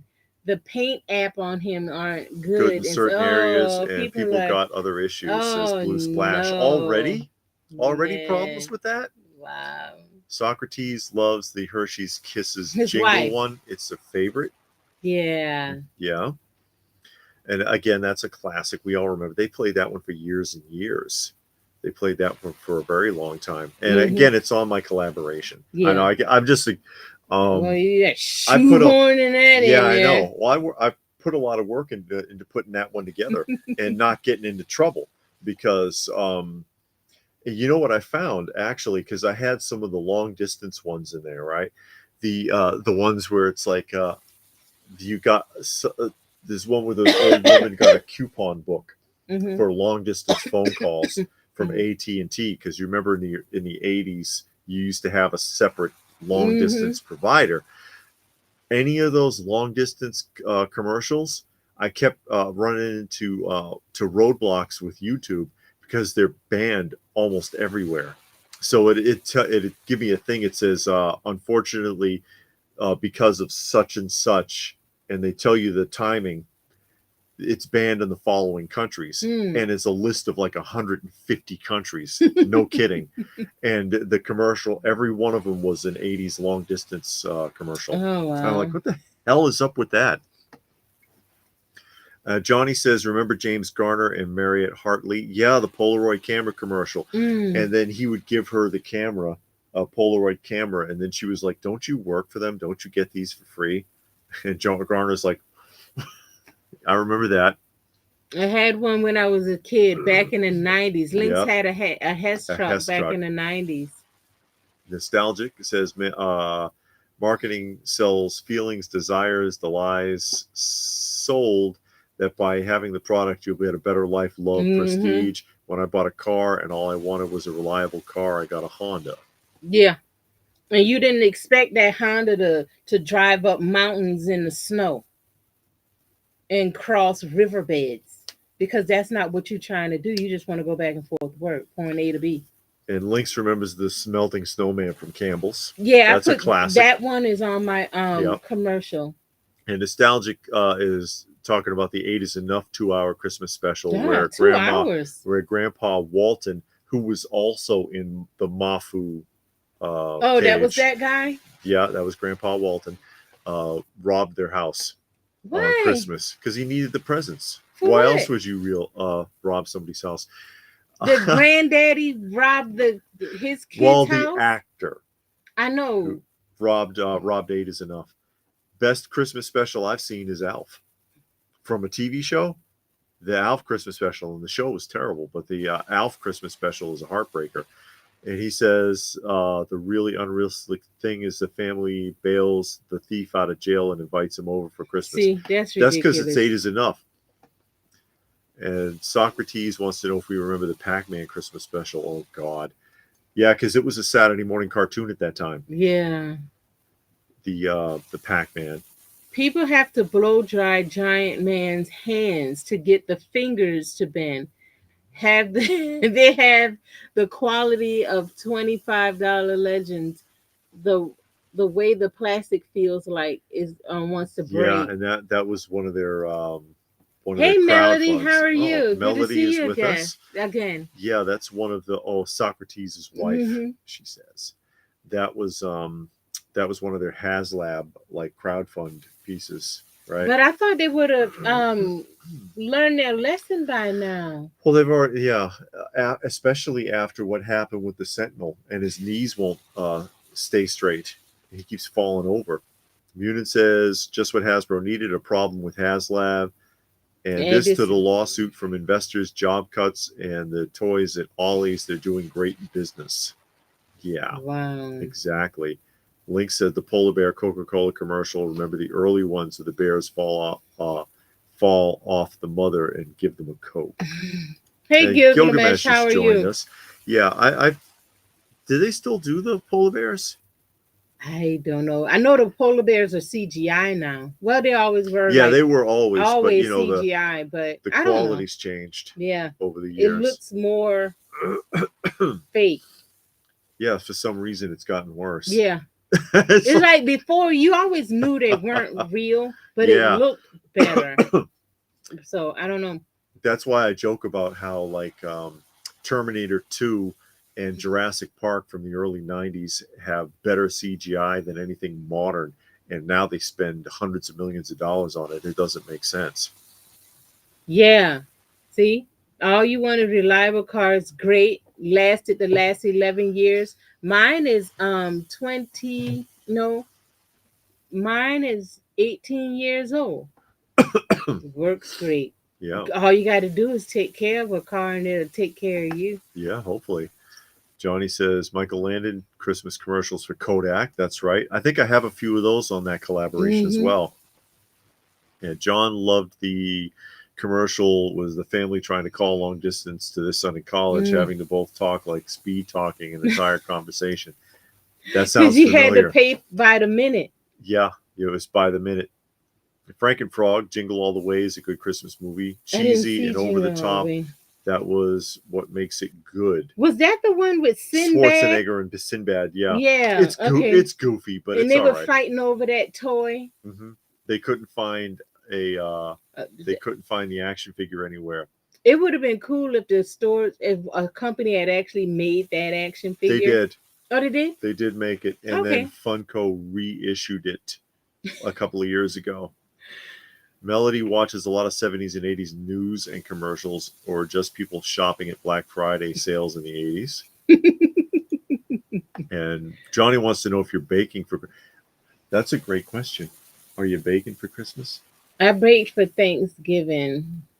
You didn't bake me anything for Thanksgiving. I baked my mom. Well, yeah, I made my mom a banana pudding, and I baked a sweet potato souffle. And that's all I'm gonna do. Oh, well. No, I don't know. I probably have baked something, a pie or cake or both or something like that. But that's quite a ways away. Lynx said that grandma had a lot of Coca-Cola polar bear toys and ornaments, and they lost in a fire. That's unfortunate. Socrates says, I hear NECA is in a world of trouble with collectors. Yeah. Yes, we did a video on it. Yeah. We put it up last week, actually. And that was the whole fiasco with the sewer layer, Donnie's Laboratory sewer layer. And they accidentally double distributed them to some people, where people got 2 instead of 1. And so they realized the mistake and they asked for them back. And they said, hey, listen, we screwed up. Could you send the one you didn't open back to us? We'll pay for the shipping. We'll give you $100 credit. Help us out. We got other people that are waiting for theirs, and then they're not getting it. And of course, a lot of people, they don't want to. They want to justify keeping it, even though technically, because they feel slighted. Yeah, they feel slighted for whatever reason, so they want to hold on to it. So then they countered and said, hey, listen, if you don't return it, we're going to bill you for it. We're going to charge you, and we're not going to let you come back to the NECA store. And which technically they can't do. They can't do that because it wasn't ordered. You shipped it by accident. Legally, according to the FTC, they can't bill you for it. It's a gift. So you if you're going to sit there and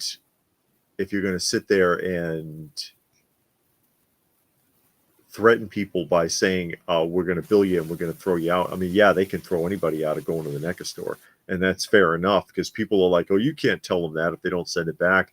Well, okay, if you owned a convenience store and you had a guy who comes in here and shops all the time, but you catch him shoplifting, are you going to be like, it's cool, I got the item back, come back and shop anytime? Or are you going to tell him not to ever come back again? Because you caught him stealing. You don't know what he's going to do next. It's the same principle. So yeah, they can tell people, no, don't bother to come back, but they can't force them to pay for it. And that's what, unfortunately, it just further justifies people looking for excuses to steal the second set. Gilgamesh is reminding us that Ollie's is having a 25% off sale on their toys. Do you have a favorite holiday treat? Says Melanie. I like eggnog, and I made egg. I didn't do it last year. No. I made it the year before. And I'm going to make some this year because I love eggnog, and I finally got a great recipe. Yeah. And so I'm going to make some eggnog. Me, I'm not sure, honestly. I'm really not sure because, we didn't do holidays growing up, so I don't have anything nostalgic in that respect as far as like treats for the holidays. There was no holidays at my house. Nostalgic says a Christmas commercial he can't stand is the one for Lexus with the giant bow on the car in the driveway for the gold digging trophy wife. Oh, yes. A lot of car commercials do that. During Christmas, they'll show you the car in the yard with the big bow, and then it's always the wife coming outside. All of that mess. Blind Robot says that his giant man was fine. He didn't have to heat the fingers. Good. But it had weird double side eyes. What does that mean? I don't know. Nostalgic says collectors need to stop buying overpriced, low-quality items. Yeah, that is, that's the obvious problem, but are they going to stop there? They've gotten so accustomed to justifying it that these toy companies know. They know that people are just going to keep buying the stuff anyways. K-Muni said he'll be furious if he crowdfunding an expensive toy product. Wait some months to get it and have it thrown out in the garbage. Have it turn out to be garbage. Yeah. And Link says they did was only on Walmart, the Turbo Man action figure toy. Yeah.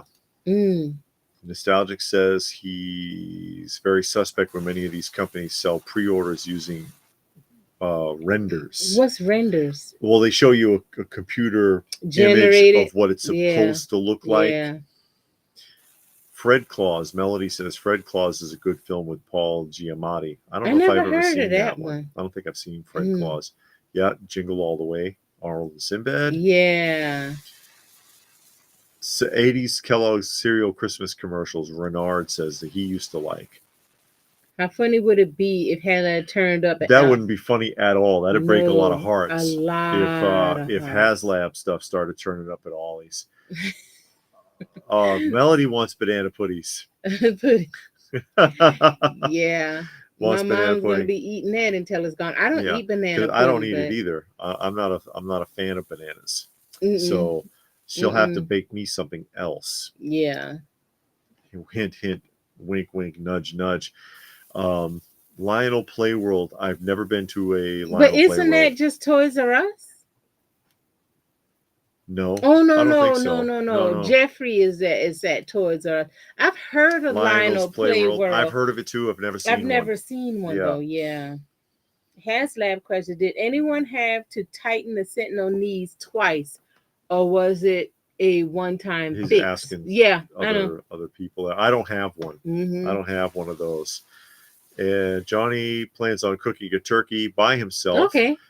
He made last year. He made pumpkin bread with walnuts. He's Okay. not really into Cooking. big into cooking. Just don't fry it in your living room. Nostalgic says if you stop buying because of FOMO, you'll actually save a lot of money. Yeah. A lot of the stuff you buy you end up selling and suffering an economic loss because of buyer's remorse. Yeah, and Geeks puts bourbon in his eggnog. Are you sure you don't put eggnog in your bourbon? Can you post your recipe on Facebook page? You can go on YouTube Paula Dean. actually and type in Paula Dean's eggnog, Yeah. and she makes it the whole thing step by step by step. Because I've made it a bunch of times just using recipes off the internet, and I could never figure out why it was wrong. But she goes step by step by step, and Yeah. man, that thing came out so good. I about fell out. Um, and she'll show you how to put alcohol in it. All you gotta do is skip that step. So If you don't, because we don't use the alcohol. yeah, we don't put alcohol in Yeah. it, but it's good. It's a lot of steps, and you got to follow it. But it's good. I'm not gonna tell you it's easy to make now because it is a lot of steps. But I mean, if you're not a person that cooks, you might find it to be like a bit much, but it's not that bad. You can follow the directions. Just turn the video on. She goes slow enough because she's actually making it. So it's not like she cuts away. Yeah. She's actually making it. So you can follow along while she's doing it. So Hank says I broke his heart. Oh no. with the holiday treat Well, statement. I mean, it just is what it is. David had I'm not gonna well, I've met a lot of people whose life has been tragic. I'm grateful that mine hasn't been. But I know a lot of people that had tragic lives, and it is sad. And I hate hearing David talk about his childhood because it's very sad, Mm-hmm. and about like his ex that stole all his stuff. That's very sad. And all I can do is thank God that I was never in like all that. My parents were good. They both had tragic lives, but they were good to us. Mm-hmm. So we didn't have to experience a lot of that. But David, yeah, he Yeah, got a and with life. me, I'm over it. So it's like that's why I can talk about it so easily because it doesn't invoke any emotion in me at this point because it's all in the past, and like I said, Hmm. it's part of who I am, but it doesn't have to define me. So Yeah. I don't let it weigh me down. I'm not like Marley from Christmas Carol dragging all these chains. Those chains are cut. Gilgamesh says the only reason he did Thanksgiving was because a friend decided she was going to doing Thanksgiving at my house. I didn't mind because she brought food. I like cooking. I like cooking Thanksgiving. I like cooking holiday meals, Thanksgiving, Christmas. I like that type of food, and I like cooking it. So I enjoy it. The only thing, we never have a lot of people over. This year we did. So it made it more fun because it was people that came to actually eat the food. Yeah. Usually it's just me and David, and David don't eat meat.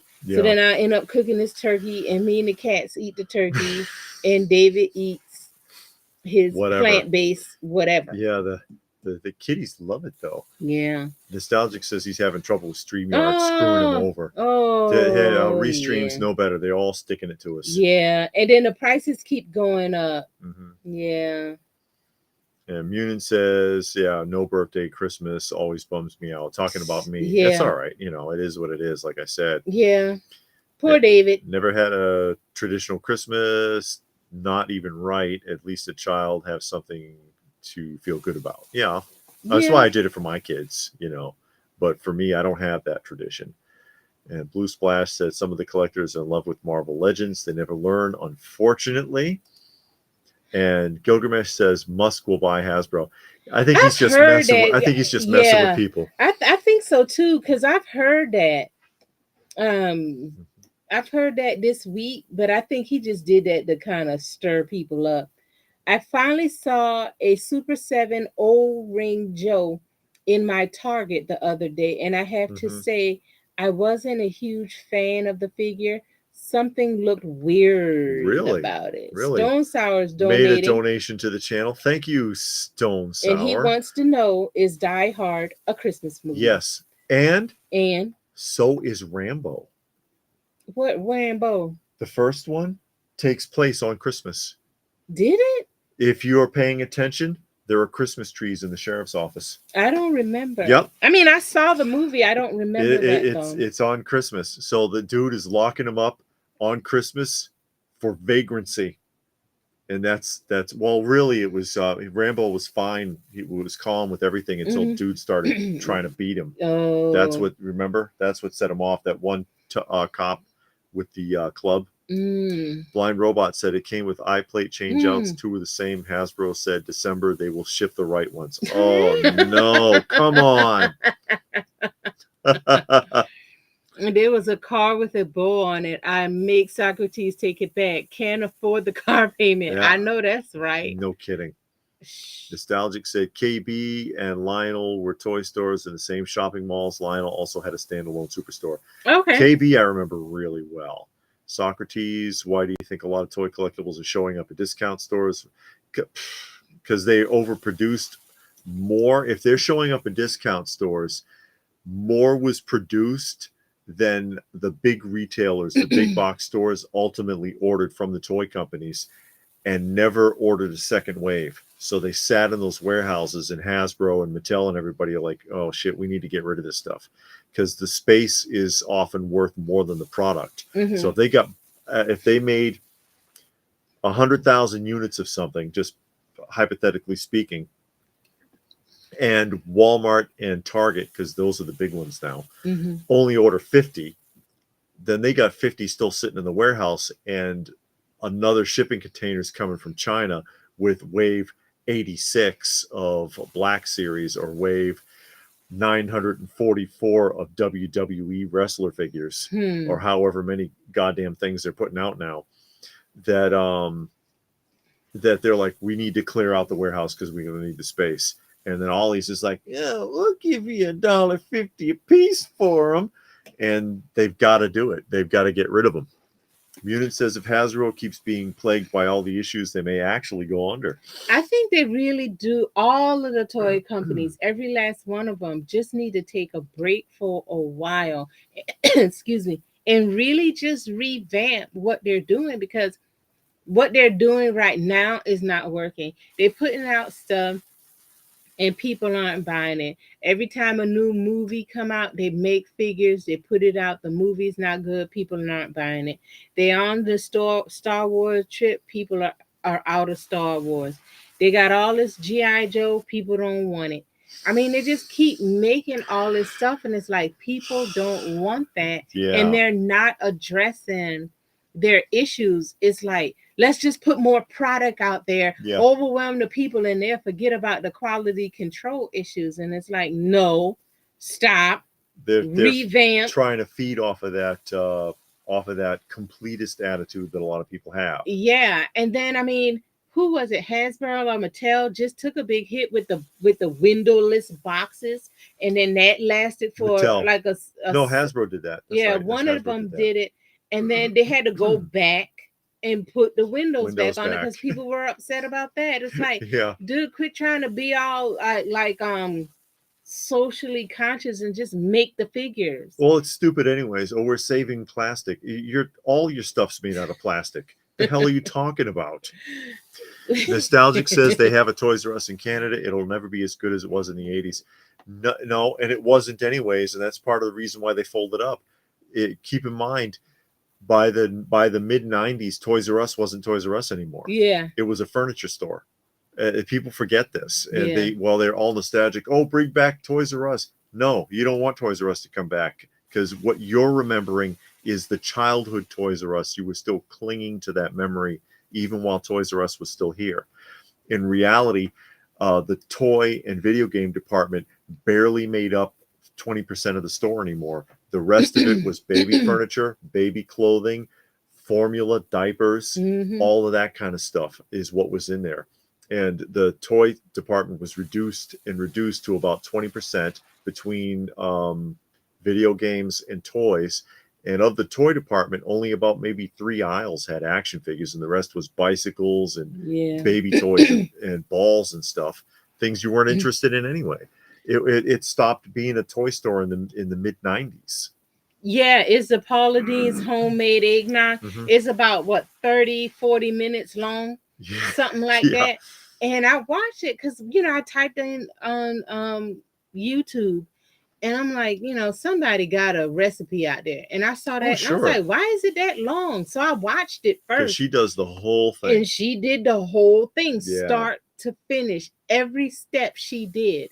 So I watched it first, and I'm like, oh wow. Okay. So then I actually did it, and man, it was the best eggnog I ever had. Because she can cook in my life. She can cook. She's not bad. Yeah. And John says even their childhood wasn't as sad. Heck, my parents always made my siblings and I feel happy then. Like the time they gave each of us kid a toy for Christmas. Mine just happened to be a stick. Okay. Well, you can beat somebody pretty good with a stick sometime. Munin says they never thought they'd see Necker quarter scale at Burlington Coat Factory, but they did last week, and they're starting to see Jada Metals show up. Yeah, I went to Burlington because you told me that place looked like Goodwill. Yeah, they didn't have no quarter scale turtles, but like I told y'all, they had the 2012 Ninja Turtles from Playmates in there, and I was shocked when I saw those, and it was for $10. Hank says, if LPH likes to make treats, my family recently found my grandmother's bread pudding recipe. Ooh. If you ever want me to send it. Send it. I'll make it. I like cooking. I enjoy cooking. I enjoy baking. I just enjoy cooking. I really do. And the only part that kind of it doesn't put me off, because I still cook anyway, it's just me and David again. And then I'm the only one that cook meat. I mean, I'm the only one that eats meat. So I have to cook stuff. Or even if something has meat in it, I just cook two. I cook one with meat and one without.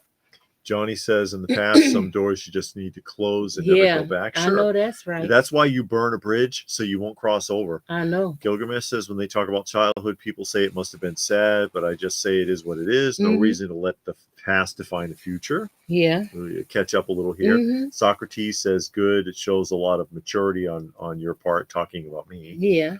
Machine Man wants to know what 18 cats meowing for turkey sounds like. They don't meow. They just jump up, and then I put that food in the bowl. I could do a short one morning of feeding time, because they do call out. They get do? Excited. Yeah, they get excited and they climb up on me and everything. Melanie wants to know what brand of meat replacements do you enjoy. That morning whatever. Morning Star's okay, and Boca's okay. Some of them you got to watch out for. The higher end ones that are real expensive are like GMO nightmares. That stuff is creepy. Or what's that one, Impossible? Yeah. Go to Impossible's website and look it up. They brag about the fact that they've genetically modified gelatinous protein, this gel that they created, that they add they add DNA from blood to make a duplicate for the blood to add to it so that the meat will actually seep and bleed when you cook it. And I'm like, what the who the hell is in charge of this? Dr. Frankenstein? Who wants to eat that? You got to be kidding me. Hank says that he applauds you, good sir, for your childhood not making you bitter adult. I've met a few people who are bitter about the world because they had a terrible childhood. I know two people Yeah. that I honestly don't like. I can't stand them to this day. And me and another relative were talking about them, and she told me the background of one of the people, and I was sitting there like, oh my god, Mm-hmm. that woman's life is the most tragic I have ever heard of. I still don't like her, but because in my and I know I might need to get over this, but it's like, okay, you had an issue when you were a kid. Mm-hmm. Now you're an excuse me, now you're an adult, and you still you punishing everybody because of what happened to you as a kid. Yeah. And it's like, but now you want other people to like you and respect you and do all of this, but you still punishing everybody because of whatever happened to you as a kid. And it's just like, how can you do that? Yeah. You know, and Well, I know it's a lot to deal with. There's a lot of emotional trauma and all kinds of stuff like that. And that's not what we're here to talk about. But well, it's a matter yeah. of taking responsibility because you, regardless of what my mother may have put me through, Mm-hmm. um, I can't now blame her for decisions I make now Yeah, that's what because I at mean. some point you have to you have to own your choices. Yeah. Basically, it's like, okay, I'm choosing to still be there instead of where I am now. I can't blame her for this choice. Once you realize why, if you're still making certain mistakes based on an experience, Mm-hmm. once you realize that, why you're doing it, you can walk it back and make a new choice. Two Old Geek said his wife says Lethal Lethal Weapon. Weapon is a Christmas. Which one? The first one? I never saw was the the first first one. I one. think the first one was it did take place in December, I right? never saw it. Yeah, Munin says if just having a Christmas decoration in the background makes it a Christmas movie, then in that case, Gundam Wing, oh God, Endless Waltz is a Christmas movie as well. All right. Police Academy Here is a we Christmas go. movie too because Hook's game Santa Claus is coming. When she was driving the police car. Okay, Johnny. Nostalgic says he has fond memories of walking the toy aisles of Kmart, Woolco Towers. Yeah, that's back when the toy aisles were packed. You don't see Yeah. that anymore. Socrates, Lethal Weapon, Christmas movie. What do you think about the new collectible company Thrill Joy? I saw some of Did their you? stuff. Mm-hmm. Did you see it? I think I sent you some. I think that's the ones that look like Funko. It's all Yeah, weird. he's the guy that originally had Funko and sold Yeah, it, right? yeah, Yeah. yeah. I saw some of their stuff. I mean,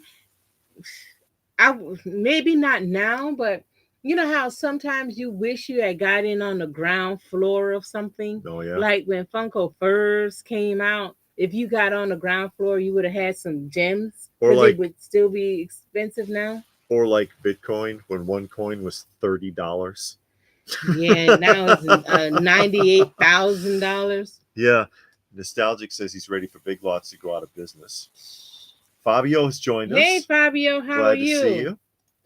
Hank says Ninja Turtles and Jurassic Park toys are still selling like gangbusters in his local retailers. Really? Really, not Well, around Jurassic here. Park has remained popular, though. Johnny says Bruce Willis himself said in a video while shaking his head, Die Hard is not a Christmas movie, so there you go, straight from John McClane. But he didn't write it. Yeah, he just acted in it. Gilgamesh, How is he doing? not well. Not Really? well. Yeah, he's lost his language skills. Gilgamesh says he sees every Hasbro line at Ollie's except Transformers Generations, and that's the main one that he likes. Don't give it time. I don't know. You don't see Transformers really on clearance or nothing. Yeah. That's I think of all the franchises, Mm-hmm. Transformers is the only one that has remained in production since Mm-hmm. Hasbro brought it to the US. Yeah. John says, I'm a credit to my childhood. I became a better human being and parent. I had a great childhood and loving parents, but became a horrible jerk in life. Oh no. Immunin says, I agree. There's way too much of those WWE figures everywhere. Wow, how far behind are we? Way Talking behind about, oh because we wow. keep talking. Let's Uh, have our best along along with with G.I. GI Joe. Joe. This, Austin says it's a waste of plastic. And Raw Talk is here. Hey, Raw Talk, If how are he's, you? yeah, glad you could join us. We can go ahead and catch up a little We bit here. trying. Yeah. All my stores would have insane amount of Transformer years ago. Now they hardly stop. But ours got a ton. The Yeah, there's a Walmart, ton at the Walmart. our Walmart got a ton of Transformers and Ninja Turtle and wrestlers. Nostalgic said Toys R Us had a lot of stale candy. Oh, did they? Yep. And Melody, it's hard to romanticize memories, especially from the childhood ones. Yeah. And John says their parents were practical. They gave us gifts other parents never thought about, like sand, dirt, mud, rocks, sticks, water, and air. And Johnny says, great movie.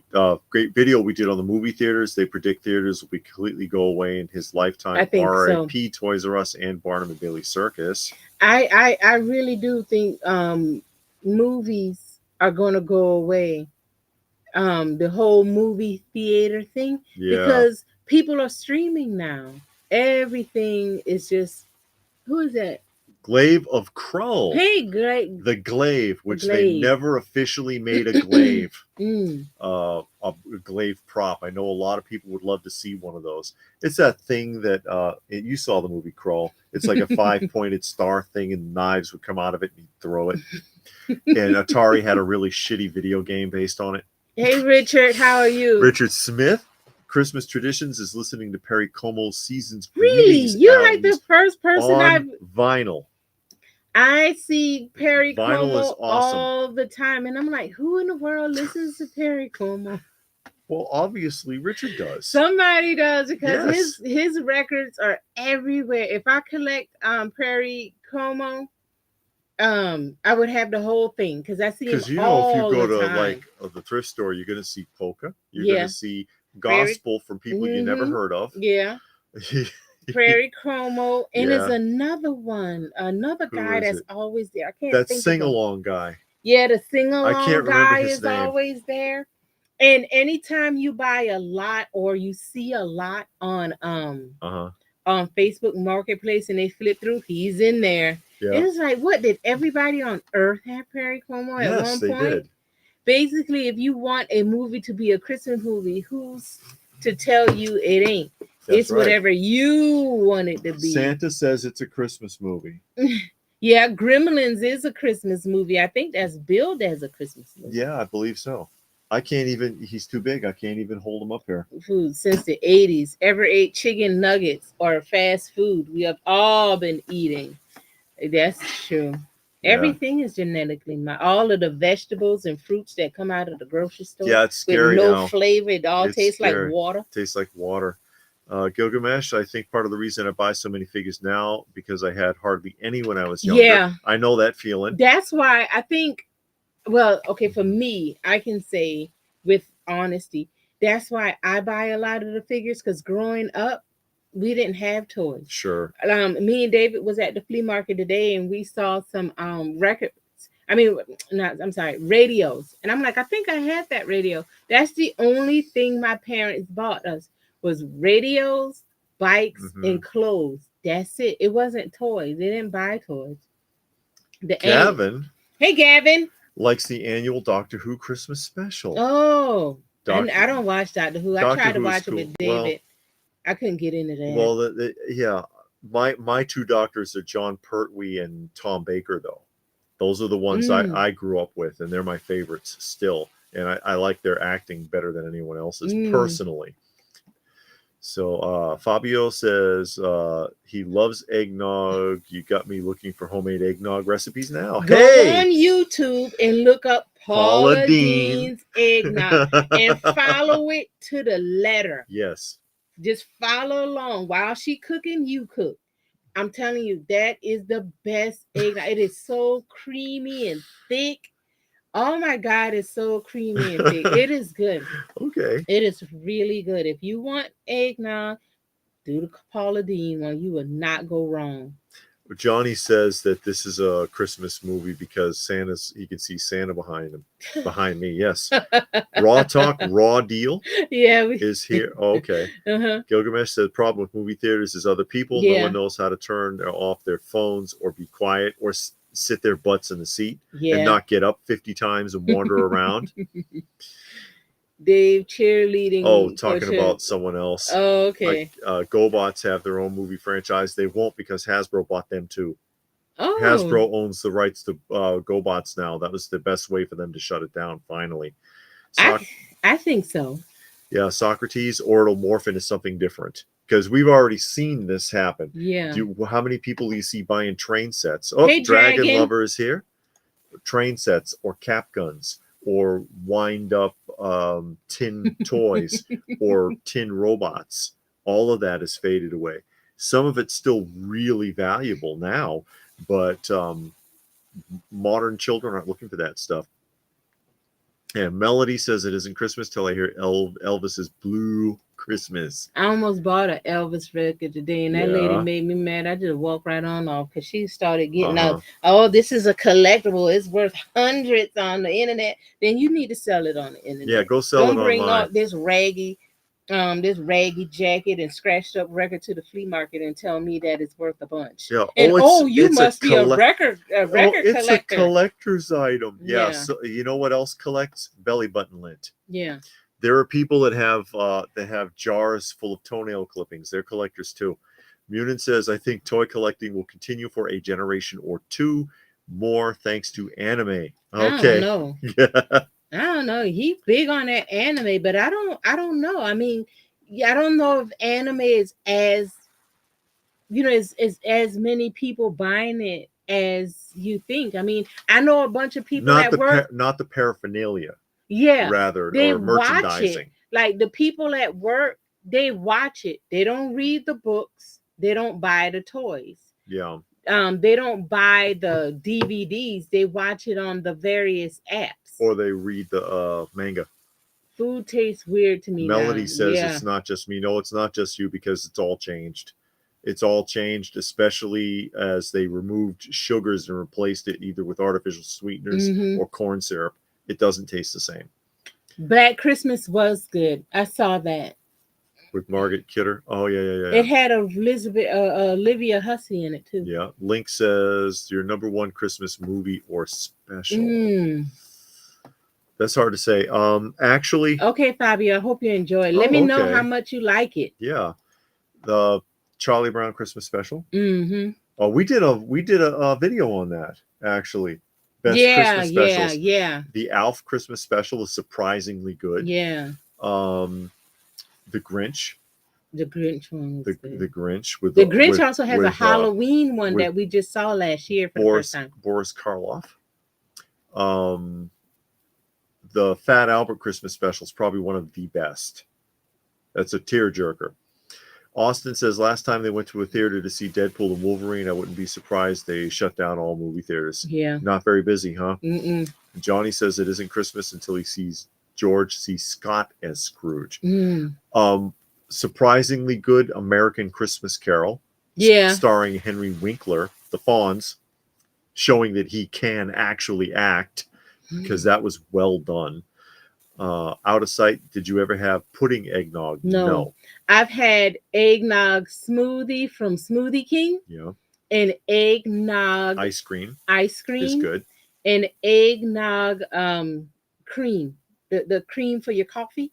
1 year only, I found eggnog cream to put in the coffee. Yeah. And Smoothie King, it was years ago. Me and David stopped by Smoothie King during Christmas time, and they had eggnog smoothie, and that was that 1 year. And I've been back asking, we don't have that no more. It's like, what's up with that? Lynx loves anime. But Johnny, do you buy all the paraphernalia in the books, in the that's the thing. DVDs, or do you just watch? Yeah, do you have Naruto bed sheets? I mean, that's what it. And like Dragon Ball Z slippers. Johnny, Nobody knows the 12 Days of Christmas. Can anybody you know who does? Who? You know who does? Chance. That kid from South Park. On the first day of Christmas. My grandma had a massive NASCAR collection. And then Mr. Garrison's in the audience. Oh, what the? Who gave him that song to? And then they show the clock turning because it's like 3 hours later and the audience is all asleep on the 5th day. You know who that reminds me of? Bleeding Gums on The Simpsons when he played the national anthem at one of the ball games, and he played it for like 3 hours. The jazz singer, the saxophone singer, player, saxophone player. Yes. Glaive says there's an interesting foreign film, French, I think, kind of horror thriller, seems to have inspired Home Alone and predated it. Oh. Dial Code Santa Claus. Oh, okay. I don't know if I heard of that one. I'll write it down. Okay. Here's one that'll kill you. Whoever heard of a film called The Memory Bank starring Raul Julia? Nobody. It was a made-for TV PBS film. That was it was aired on PBS. Raul Julia, I think it might have been his first film role, called Memory Bank or Day at the Memory Bank, something like that. Watch that and then watch The Matrix. It's almost the same movie in a lot of regards. It's kind of the same film. Munin says manga's been outselling comics in the U.S. for years. Yeah, we know that. Because the plots for especially Marvel and DC have been terrible. Oh, thank you, Socrates. Yes. Hey, Uncle Dave. Uncle Dave's movie and toy channel wants to know how Thanksgiving was. Busy. Yeah, very busy. Busy.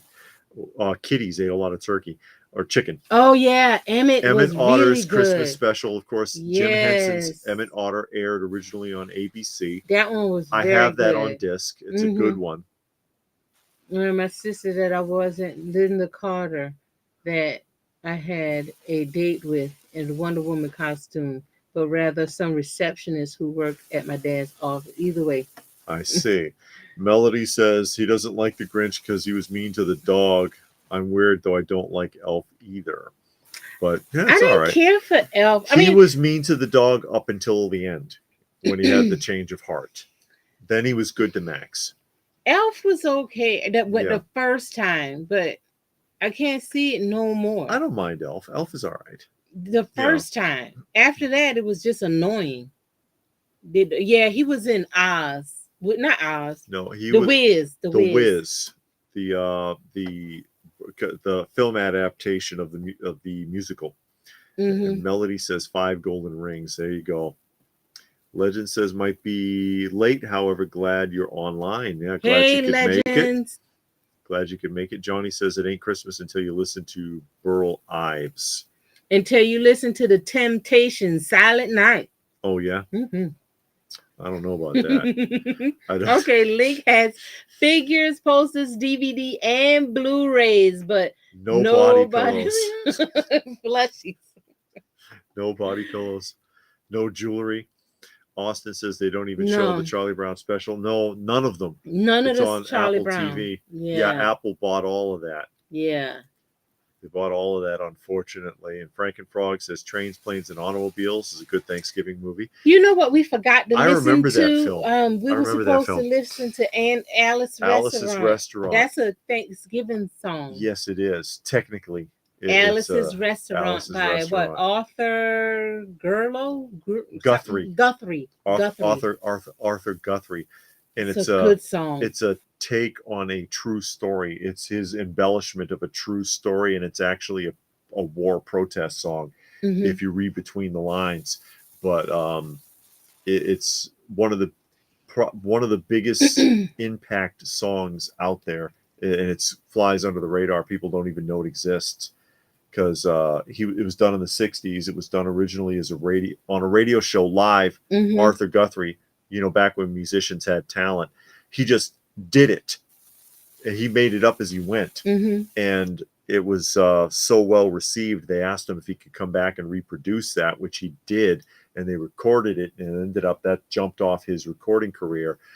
But it also jumped off a live action film based on the song in the late 60s.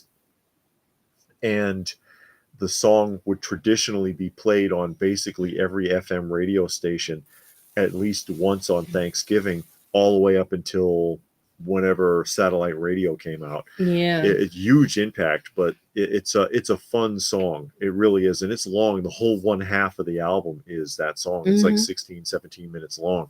Yeah. Michael Jackson was a Jehovah's Witness. Yeah, so no Christmas albums. Day at the Memory Bank. Saw it. We saw it on. That's right. Mystery Science did that. That's right. Yeah. And Socrates, that was good. He-Man Christmas special. That was fun. Yeah. That's a cool one. And He-Man and She-Ra, because they had to merge it together. And the Smurfs Christmas special was a good one too. Yeah, that one was. With Gargamel being forced to sing because he actually broke a deal with the devil, and the devil's like, "No, you're coming with me," and had to beg Papa Smurf to save him. Melody says Alice from Alice's Restaurant passed away recently. Really? Arlo posted about it on Facebook. Really? Wow. Because it was an actual restaurant. It wasn't called Alice's Restaurant in real life, but that was, a lot of it is based on a true story. Austin says he can't wait for Christmas to come. It's their favorite holiday. Oh, okay. Hit the wrong one. And Glaive, they heard on the radio the next Peanuts holiday special to watch is a Charlie Brown Christmas Classic 1965 special, available for free streaming December 14th and 15th. Oh, wow. We got it on disc.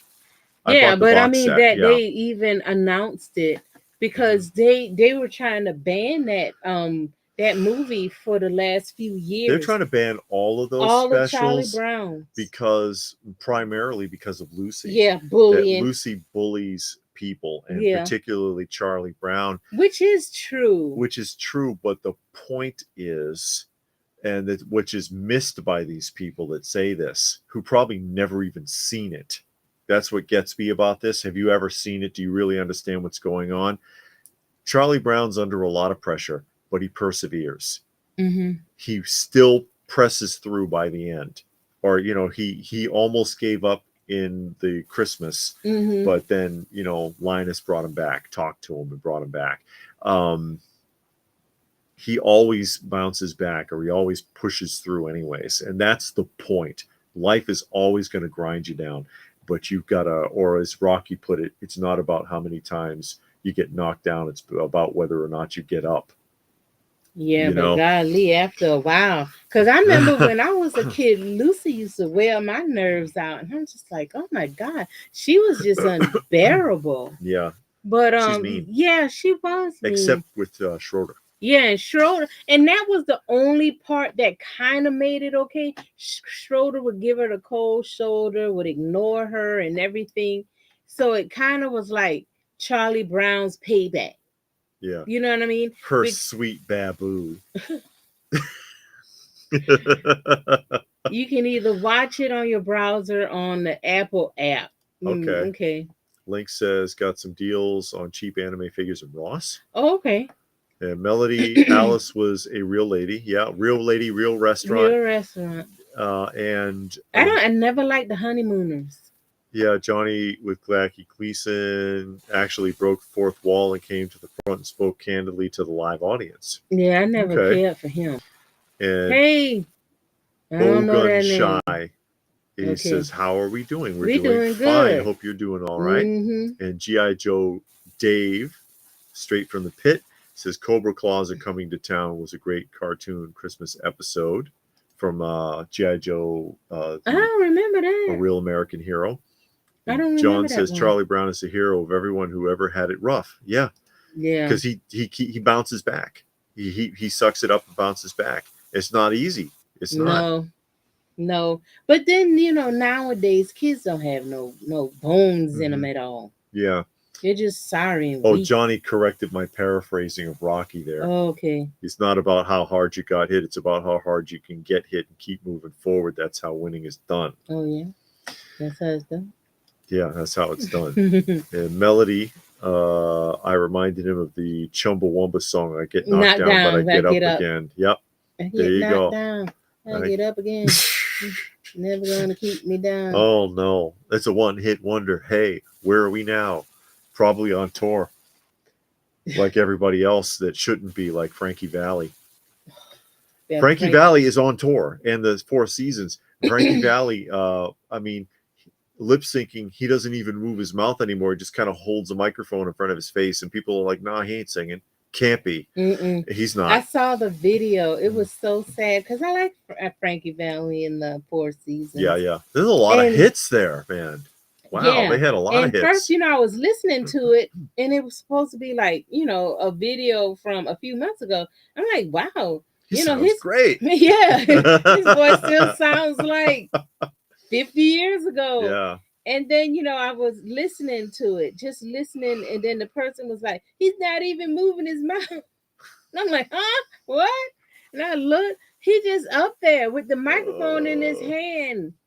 And it's like, dude, why are you doing Yeah, this? and Rod Stewart is on tour, and oh God, they all are. It's crazy. It's like, please, didn't you save any of your money? What are you doing? Because you can't do it anymore. Pat Benatar with a voice double, Duh. faking the singing. Kiss, when they were on tour, were Yeah. not only not singing, they weren't playing the instruments. Yeah, they mimed They mimed it, and when they everything. got caught, they canceled any future tour dates and sold their catalog. And the sad thing with Air Supply, because I like Air Supply, and that one guy got a really high falsetto. And I heard him, like, I guess maybe in the mid 2000s, Uh-huh. no more falsetto. And those songs are made for the falsetto because that's Yeah. what you know. He can't hit none of them, and his voice is all raspy now. And it's like, oh man, once you lose your voice, you just need to go back and sit down somewhere. Probably teach voice lessons or coach people on writing music and arranging Yeah. and stuff like that. But just go ahead and set that aside. Glaive says they wheeled Valley out in a dolly in that video clip. He was so stiff and he didn't blink. No, he just looked bad. I felt so bad for him because, and that's why I think I told y'all the Who is on tour, and when I heard it on the radio, I don't know, a couple weeks ago, a month ago, So, for the Who. for a Yeah. fleeting second, I was like, oh man, Who? Then I sat back and I Thought about it. remembered a video I saw. It was, I think this year, it was the Who. They were in concert, and Roger Daltrey singing a song and just stopped. It was like, I can't remember the words. I don't know the words. Dude. Wow. Yeah. I mean, he just stopped smack in the middle of the Oh, song. Cyndi Lauper is on tour. And it's Yeah. like she wasn't good when she was popular. Gavin, victim of elder. who knows? I mean, they just somebody capitalized and like what you heard about. What's Stephen Hawkins? Or no, Nichelle Nichols. Oh yeah, and they stole all her money. They were saying that if you got an autograph from her in the last 3 or so years, she probably didn't see a dime of it. Yeah, community. We talked about that. Yeah, Melody says all the old timers on tour, so their grandkids ain't ever got to work. They need to go to work. I think they on tour because they were not good stewards of their money, and they have no choice unless you're like the Rolling Stones and you just never got off tour. They've been on tour since 1962. So that's all they know. But and they're wrapping it up finally now too. I've seen those figures. They Socrates, look okay. the He-Man crossover figure Socrates wants to know about. We don't have any. No, I wouldn't buy them. I mean, I've seen them. They look okay. I'm not into that anymore. I'm kind of out of the Ninja Turtles and the Masters of the Universe, all of that. I had my last set I got in from Super 7 and I'm fine with that. Yeah. I'm just kind of getting really out of that right now. Steven Tyler might do Comic Cons. Oh, says Johnny Future doing autographs. Come to Seattle. He was on American Idol for a little while. Yeah. Mm-hmm.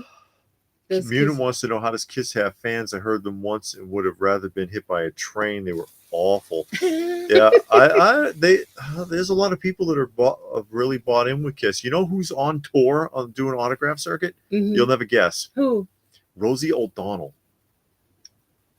Who the heck want an autograph from me? I'm like, didn't you save any of your money when you did the worst rendition of Betty Rubble ever? She was Betty Rubble. She was on The View. She was Betty Rubble in the live action film.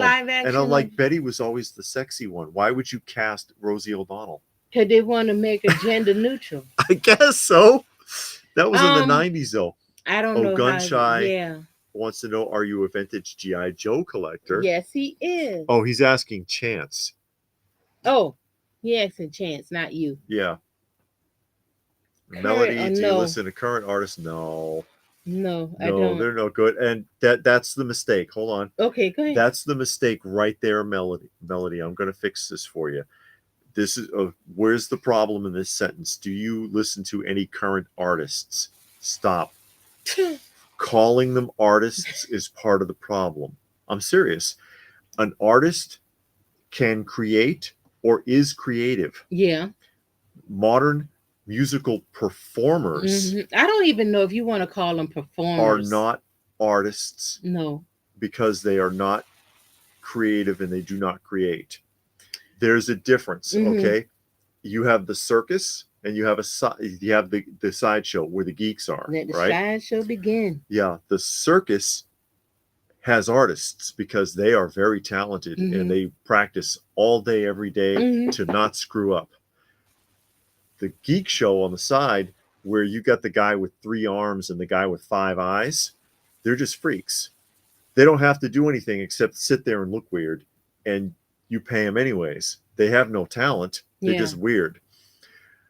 Modern musical performers, they have no talent. No. They just go out there and give a performance. Yeah. But they're not artists. No, and they're not entertainers. I was going to say I wouldn't call them performers. Then I thought about it. I don't find them entertaining. I'll say that. Some people might find them entertaining. I don't find them entertaining whatsoever. But there are no modern artists that I listen to. Just did it again. Oh, okay. No modern musician. Yeah. I don't even know if you should call them no, musician. because they can't play instruments. No, performer, like you said, that I listen to, pull up on the internet. Now, if I hear a song on a commercial and I don't know what they're saying, I will look that song up with the lyrics. And usually it's stupid. Yeah. When I used to watch The Voice, I would hear a modern song then. That's the only time I would hear it. And sometimes you'd be like, oh, okay, that song sounds okay. It's not bad. But would I buy their record? Would I download it from YouTube? Would I have a record? Yeah. Because you don't even have records anymore. You just put out tracks. Streams, yeah. Well, you got to put out a track. You don't have a full length. You don't have 6 songs, 10 songs, or whatever that's on one piece of media. And we've gotten into that habit from all of those shows like The Voice, or shows like that call everyone an artist. And that habit has been picked up by everybody. Yeah, and they're not artists. Pastor Rick says he'll take quality over quantity any day. Exactly. Yeah. And Gunshy says, what are your favorite G.I. Joe figures or vintage? Because I do, let me turn this here for you. Okay, Reston. See ya. Reston's got to go. I do from like 64 to 95. And you see some of the carded ones there. I always did like Dial Tone and Low Light and Beachhead and characters like that. And of course, the original Joes, you see some 60s and 70s ones up there, Adventure Team, and the military ones, the original 60s military lineup. It's kind of hard to see at the angle, but yeah, I've got a soft spot for Joe's spanning from 60s through to the early 90s before they dropped the line, and went to Sergeant Savage, which I like Sergeant Savage too. Actually, it wasn't a bad line. Frankenfrog wants to know if I have Mad magazines. Yeah, I do. I have a bunch of old 80s Mad magazines, 80s and 70s. Johnny has every single. I think he has all of them. Yeah, and yeah, Cracked. he has all. And Cracked. So Munin says, is Rosie on tour? Is it a tour of a buffet? Nobody likes her. I've never known a single person. Gavin, it says, Cannons is the only current music I listen to. The lead singer even cosplays as Dazzler. Weird. Okay. And Melody says, I was trying to be kind, but yes, I'm right.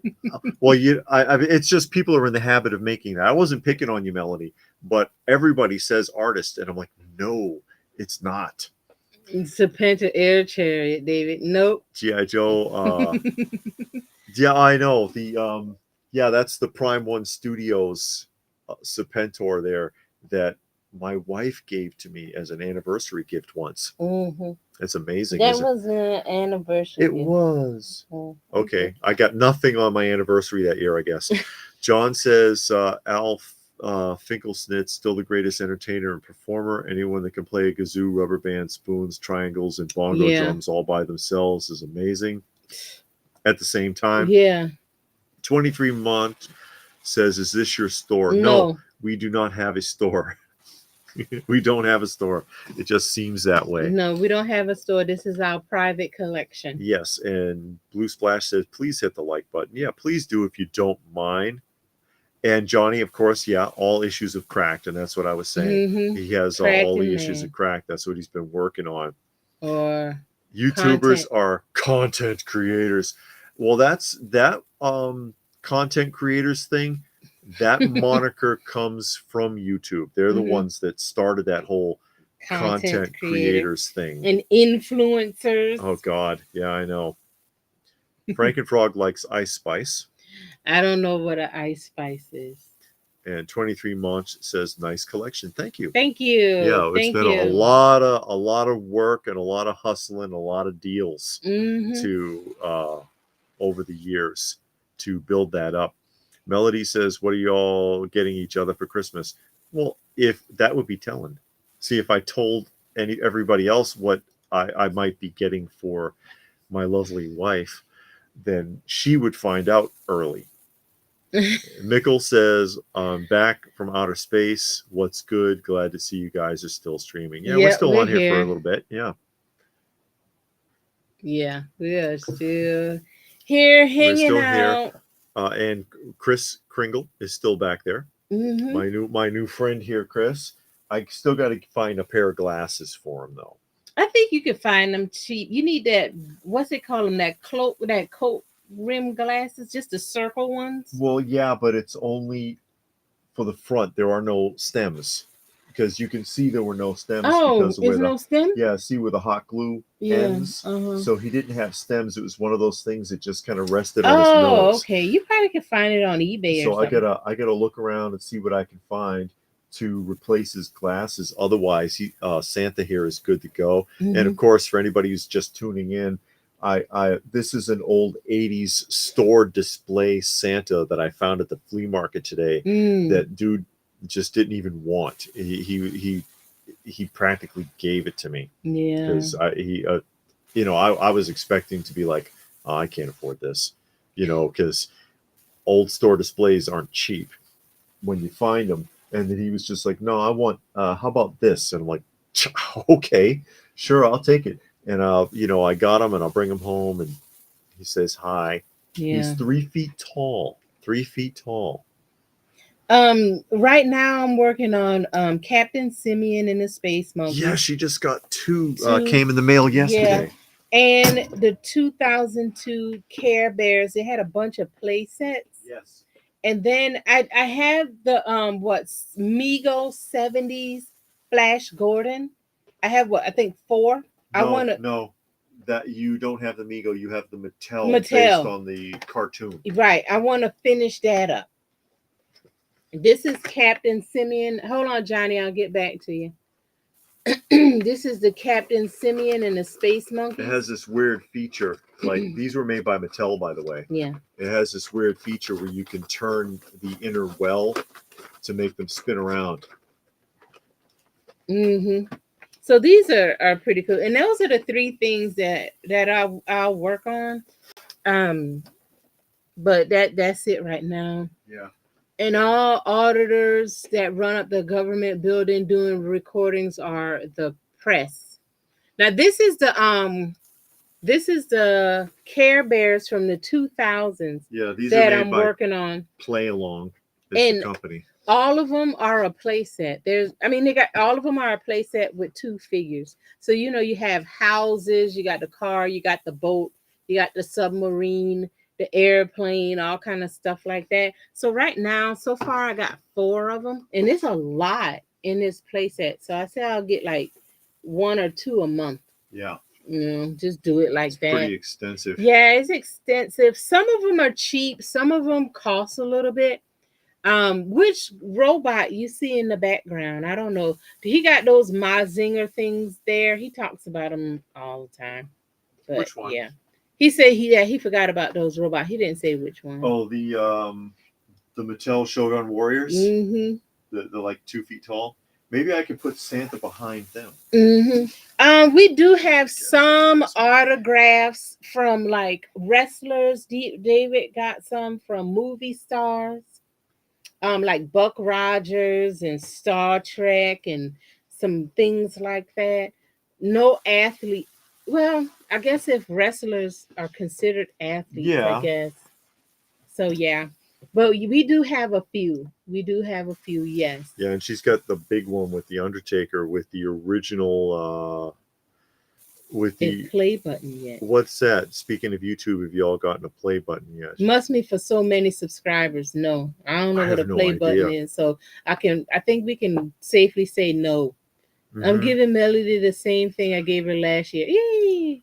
There you go. That's all she needs right there. Michael, do you guys get into decorating for Christmas? No. Not really, no. They don't do all that. And Johnny says, do you have glasses? If you wore them with your beard, you could be Santa. No. We saw the guy. He was Santa at the flea market. He's like the professional Santa. He looks good. Okay, well, Gavin, thank you for hanging out with us. You don't want to have a... yeah, he was talking about that Mazinger. Yeah. I just wanted to show, because, you have this one sitting right here. I gave this to her a few years ago. Oh, yeah. And that's the Undertaker autograph with the certification and Paul Bear there. Mm-hmm. And this is the old style autograph because he does not do this anymore. Yeah. He stopped doing the full Undertaker autograph years ago. And now he just does a U and a T really quick with an arrow pointing down. Yeah, it's so lame. It's really lame. But yeah, I got her these, and I matted and framed it myself for her. Yeah, I really like the Undertaker. It was a time I have seen him wrestle once, in person or live or whatever. I don't ever want to see him wrestle again. Not at this stage of his life. Favorite. He's had it. Yeah, my favorite wrestler is Bob Backlund. I've never seen him live. I saw his name on a flyer for one of the shows I thought we were going to, but I don't know. We never saw him, so. But I think I would like to see him, and I think I would try to speak to him, according to how he looks. Yeah. If he's on crutches or cane or pushing that little walker around, then I'll just walk away. Oh no. Nah, whatever. Mazinger. He talks about it because it's right there in everybody's view. It's too bad you don't have Paul Bear's autograph. It's on there. Yeah. That Paul Bear's autograph is in the separate picture. The first Bret says Hart. He has says he has Bret Hart. He'd like to have British Bulldogs, but it's expensive because they're both gone. Yeah, of course. Oh, yeah, he saw it. Hey, okay. Eric, how are you? Eric is there. He says, as cat lover, do you have any experience with the Maine Coon? Yes, I've seen them, and they What's have that? it's a large breed. They're like the size of Uncle. Uncle is 25 pounds. It's one of the cats we have upstairs.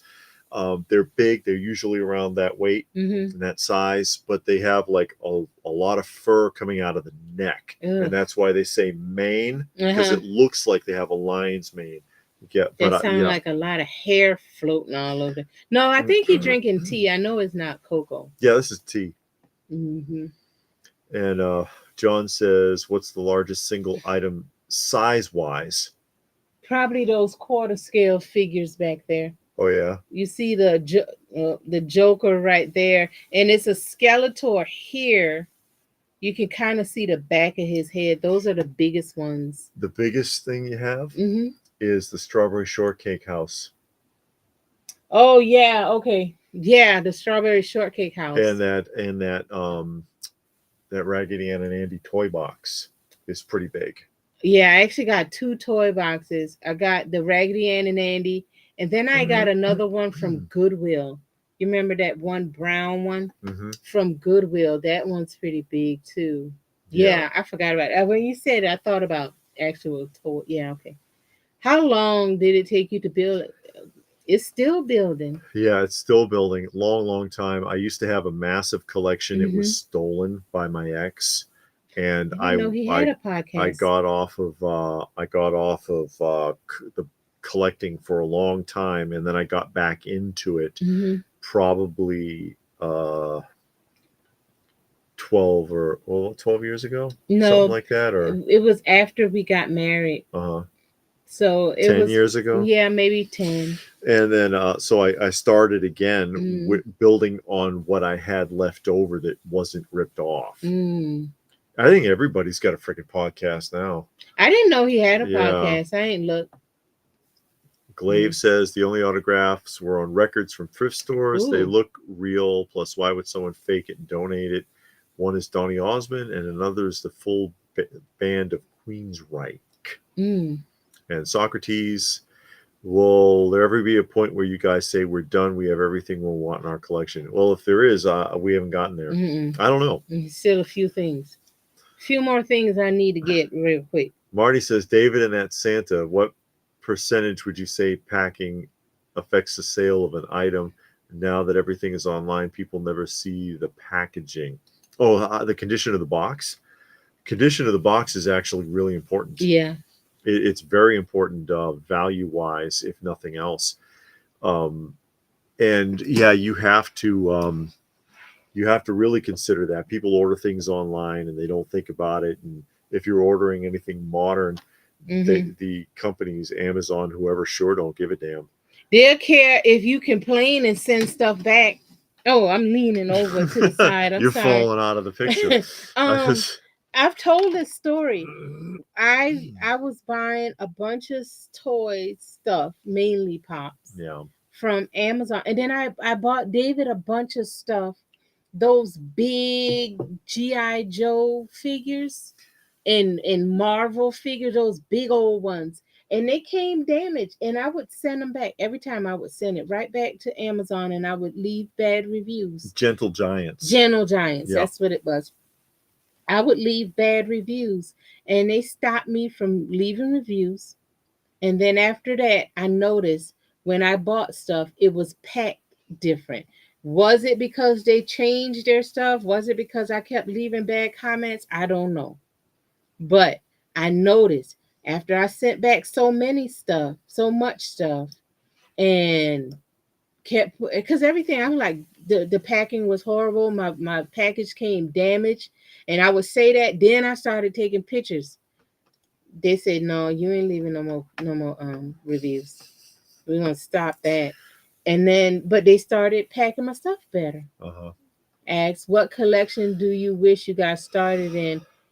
I wish I had got started collecting when I was a kid, but I didn't know anything Something about collecting. specific Oh, that you would have liked. I don't know, maybe the Care Bears or the strawberry shortcakes. I would have wanted Popey stuff from Japan. Yeah, Transformers, like the not the Oh, the G1 original ones. Takara stuff. Yeah. Yeah, from the 1974. Johnny says it's not unusual to find autograph records. They used to collect autograph books a lot from half-price books because you'll see those from time to time. They keep them behind the counter. And there's Edwin. Hey, Edwin, how are you? Just finishing off leftovers. Oh, yeah. Turkey sandwiches for weeks. I know. Johnny wants to know if I have the coffee cup from the President Reagan Library. Yes, I do. I do have that. And Lynx has a few autographs. They don't do it anymore. No, it's right now, especially, we did a video on it not too long ago. It's a huge bubble now. Yeah. It's a huge bubble that's building, and it's going to explode sooner or later, and all of that's going to go away. People are going to get sick of it. They're going to realize how much is really out there, and they're not going to care anymore. Yeah. I know Johnny is big into autographs. So, I mean, if you really like it and it brings you joy, hey, me, I could care less about an autograph. Too many people doing it for the wrong reasons and trying to turn, they don't care about the autograph at all. They just they think they're adding value. And it never occurs to them how many things are getting signed. It's astronomical how many autographs there are of certain people who have literally been years on the autograph circuit signing everything. So they could have hundreds of thousands, millions of signatures. You don't know. Yeah. We see Sergeant Slaughter all the time at all of these shows that we go to. Nice guy. How many Sergeant Slaughter things do you think have been signed since like the 80s when he started doing that? Munin says they said in the past the only autographs they have are from Topps Star Wars cards from back when I still collected them years ago. And Johnny said he slowed down on the autographs. I used to do it a lot, but not much anymore. Well, the prices keep going up. It keeps getting higher and higher, and it doesn't justify. It doesn't make sense. No, because all you're doing is just writing your name down on a piece of something. And they keep cranking it up because they want to tap in on what because their impression of it is, oh, well, you're just going to turn around and sell it, so I want more for it. And it's like, well, like Corey Feldman. What is it, like $80 for a Corey Feldman autograph? But if it's non-personalized, $160. So if I say to Billy from Corey Feldman, $80. Just Corey Feldman, $160, because he thinks he's going to tap into that somehow or keep you from selling it aftermarket. And it's like, dude, you're selling your signature. What do you care? What the hell I'm doing with it once you sign it and I walk away? You're selling it anyways. You don't try to counter sell or tax the signature on top of it. Lynx stopped doing autographs years ago. They got expensive and messed up people trying to flip them on eBay. Yeah, I mean, if you really want it for whatever reason, that's fine. But as an investment, that's a bad idea. And does it really add value? No. Again, not unless it's something super rare. There are, and the example that I used, I think in the video was Houdini. Try finding a Houdini autograph. You can't.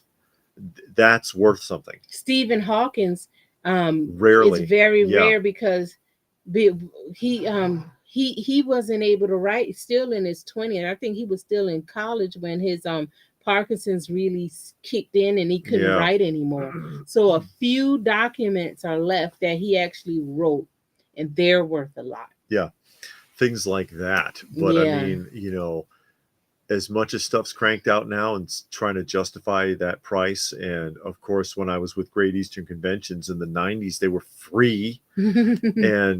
Or if you went to the big sci-fi shows, they were $5 or $10, Debbie wants to know, is there a part of your collection that you still haven't found and you need it to complete? Oh, there's a lot of stuff. I mean, of course, I'm still looking for a carded liquidator and a boxed decompose for the Inhumanoids.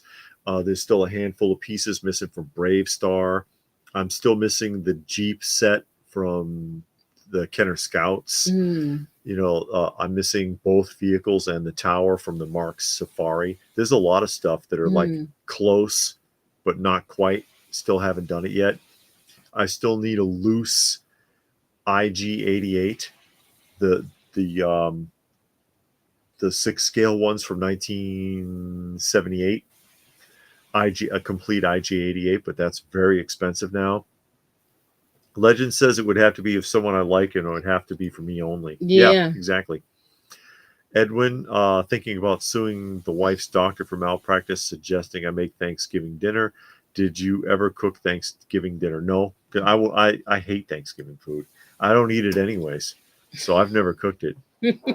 Johnny Johnny says actor signature could be 400 if you want them to add their character name from the film. That's another 400, Huh? so it's like 8. Are you serious? Oh please. Oh my God. See, Gil didn't do that to me. Gil Gerard, What he put on there? he says he put Gil Gerard, Buck Rogers. That's what he wrote. Oh, okay. And I didn't even ask him to do that. He just did. That's ridiculous. I mean, boy, that's kind of greedy to me. And Felix Silva too, the guy Tweaky, because he wrote Tweaky on there. He's at Felix Silva Tweaky, saying who he was, and it's like, and I didn't ask him to do that; they just did. Yeah. But whatever. That's outrageous. That's outrageous, and it's not. It doesn't add to the value. There's way too much of that stuff on there. How many Stan Lee autographs can you find on eBay right now? And after he died, it increased tenfold. There must have been like 50,000 of them on eBay for a few months, and until it started dying down. But he was signing stuff since the 70s. It's crazy, and you got to wonder, is it worth it? Not really. If there's a lot of it, it's a supply and demand. When that person passes away, and that supply catches up with the demand, they're not going to be worth anything. People go crazy over those signatures, though, especially in the comic book area, because you could get that gold label or yellow label or whatever color they call it, with all of these signatures. CGC, signature series, with all of these signatures on it, and it's like, I really could care less about that, and I don't know. John wants to know, was there ever something you started collecting or collected that you wish you hadn't and wish you had collected something else instead? I don't think so. I mean, everything that I collect or started, I like. I don't think there's anything. It might be like 2-3 Funko Pops I can get rid of, but it's really nothing in my collection that I want to get rid of. I mean, there's a couple of pieces I don't care for, but I wouldn't get rid of it. Maybe I'll say I regretted getting those Hordax from Tweeterhead. I wouldn't get rid of them though. Yeah. I'm not gonna run out and sell it because I don't care for it like all that. But no. No, I'm fine with everything I got. Yeah. Oh, the only thing I could think of is probably the new Mego. I started getting them.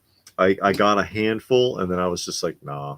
But you've had a few, because you got rid of those, some, not all, but some of those G.I. Joe classifieds. Yeah, I got rid of a few of those because I got pissed off about that too. Because I started it, but it was you just couldn't find them. I get sick of dealing with it. Yeah, and then you got annoyed with the Mezcos. Well, I just stopped getting them. Yeah. Well, yeah, but you got annoyed with, and the same with the Mondo.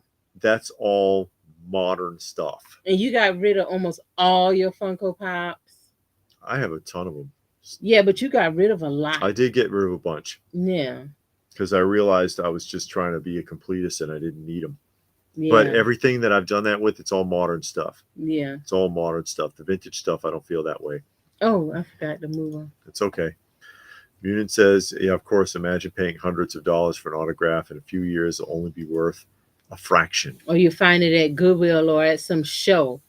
An autograph? Well, something that's autographed. Sometimes you'll find it.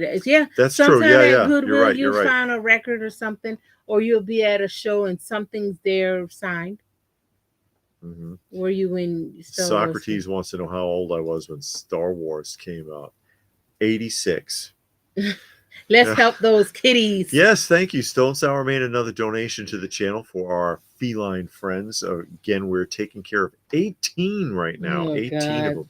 I can't help it. I love them anyway. Yeah, he does. I enjoy taking care of them. David says that the Migos look really good on the card. Some of them. Some do. Not all. Some do. I was 7. Oh, when it came out? Yeah, I believe I was 7. I was just born because it came out in 77. Yeah, Well, it came out in May, right? Of 77? I think so. I wasn't born yet because I was Uh-huh. born at the end of May. Yeah, it was the 5th because it's made of 4th. It was made of 4th be with you. Yeah. So yeah, I wasn't born yet. I was going to be born in a couple of weeks. Okay. My Mondo Cyclops is coming in and will be for sale. Says Blue Splash. Wow. I ordered the Mondo Batman Scarecrow. animated series because I like Batman animated series. I like the Mondo ones. So I got those. I got almost all of them except for the Phantom and Catwoman. I see. So for a novice like myself, what do you both say is or are the difference between collector and a completist? Like, I don't have to have a complete set. Like, my Masters of the Universe is not complete, and I'm fine. If I don't get another Masters of the Universe piece, that's cool. Whatever. You know? I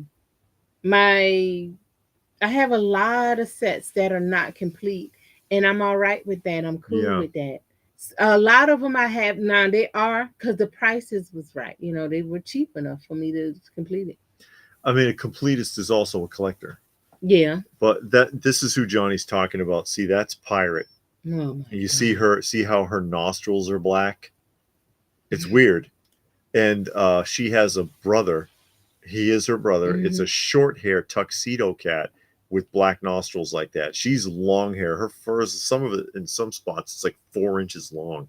It's crazy. She's it was very May 25th. friendly. Okay, well, I was born 2 days later. Oh, okay. Yeah, because I was born on the 27th. Hey, Melody is a May baby too. There you go. But so why did they say May the 4th be with you? I have no freaking idea what the hell goes on. I thought that's the day that it came out in the theaters. I'm not sure. I'm not sure how Whatever. that works. Star Wars Day. Who cares? Who cares? But yeah, again, thank you for helping with the kitties because it's a lot. You know, we shelter and take care of a lot of them. I am their caretaker. I am their caretaker. Yeah, they're my David alone. They are my friend. Yeah, see, they're my. Nah, I help out with she the does. cat. She does. I help. do. She likes them too. She just teases me. Yeah, but I mean, he does do more than I do. But I do like him and I do help out. Oh, okay, your birthday is May 15th. Okay. But we're going to go ahead and start wrapping things up because it is almost at the 3-hour mark. I know. We pulled another 3-hour job here. Again, just say, hey, thank you, everybody who joined us here today. Do watch out for the holiday special stuff that we put up. Yeah, I have a bunch on my channel, Lady Pop Hunter. Make sure you check out Mickle Stapler 4 on YouTube and make sure, just go to everybody's channels. Chance Nostalgic Pod Blast. Yeah. Check out his channel. Watch a couple of videos if you like it. Give it a thumbs up. Give it a subscribe. Support the community and everybody that's out there. We see these people in the chats and they have channels, so let's visit their channel and just support, in that way. Oh, Gunshy wants to know what the weather is. Well, we're in Georgia, so I mean it's cold, but it's not too bad. It's not too bad. Yeah. Yeah. Fun live stream. And doesn't Pirate look like there's a triangle? Oh my God, him and that darn cat. Pirate has taken to biting my mustache. She climbs up on me and bites my mustache now. It's weird. Yeah. But, whatever. But anyways, thanks everybody for joining us. We hope you had a good time.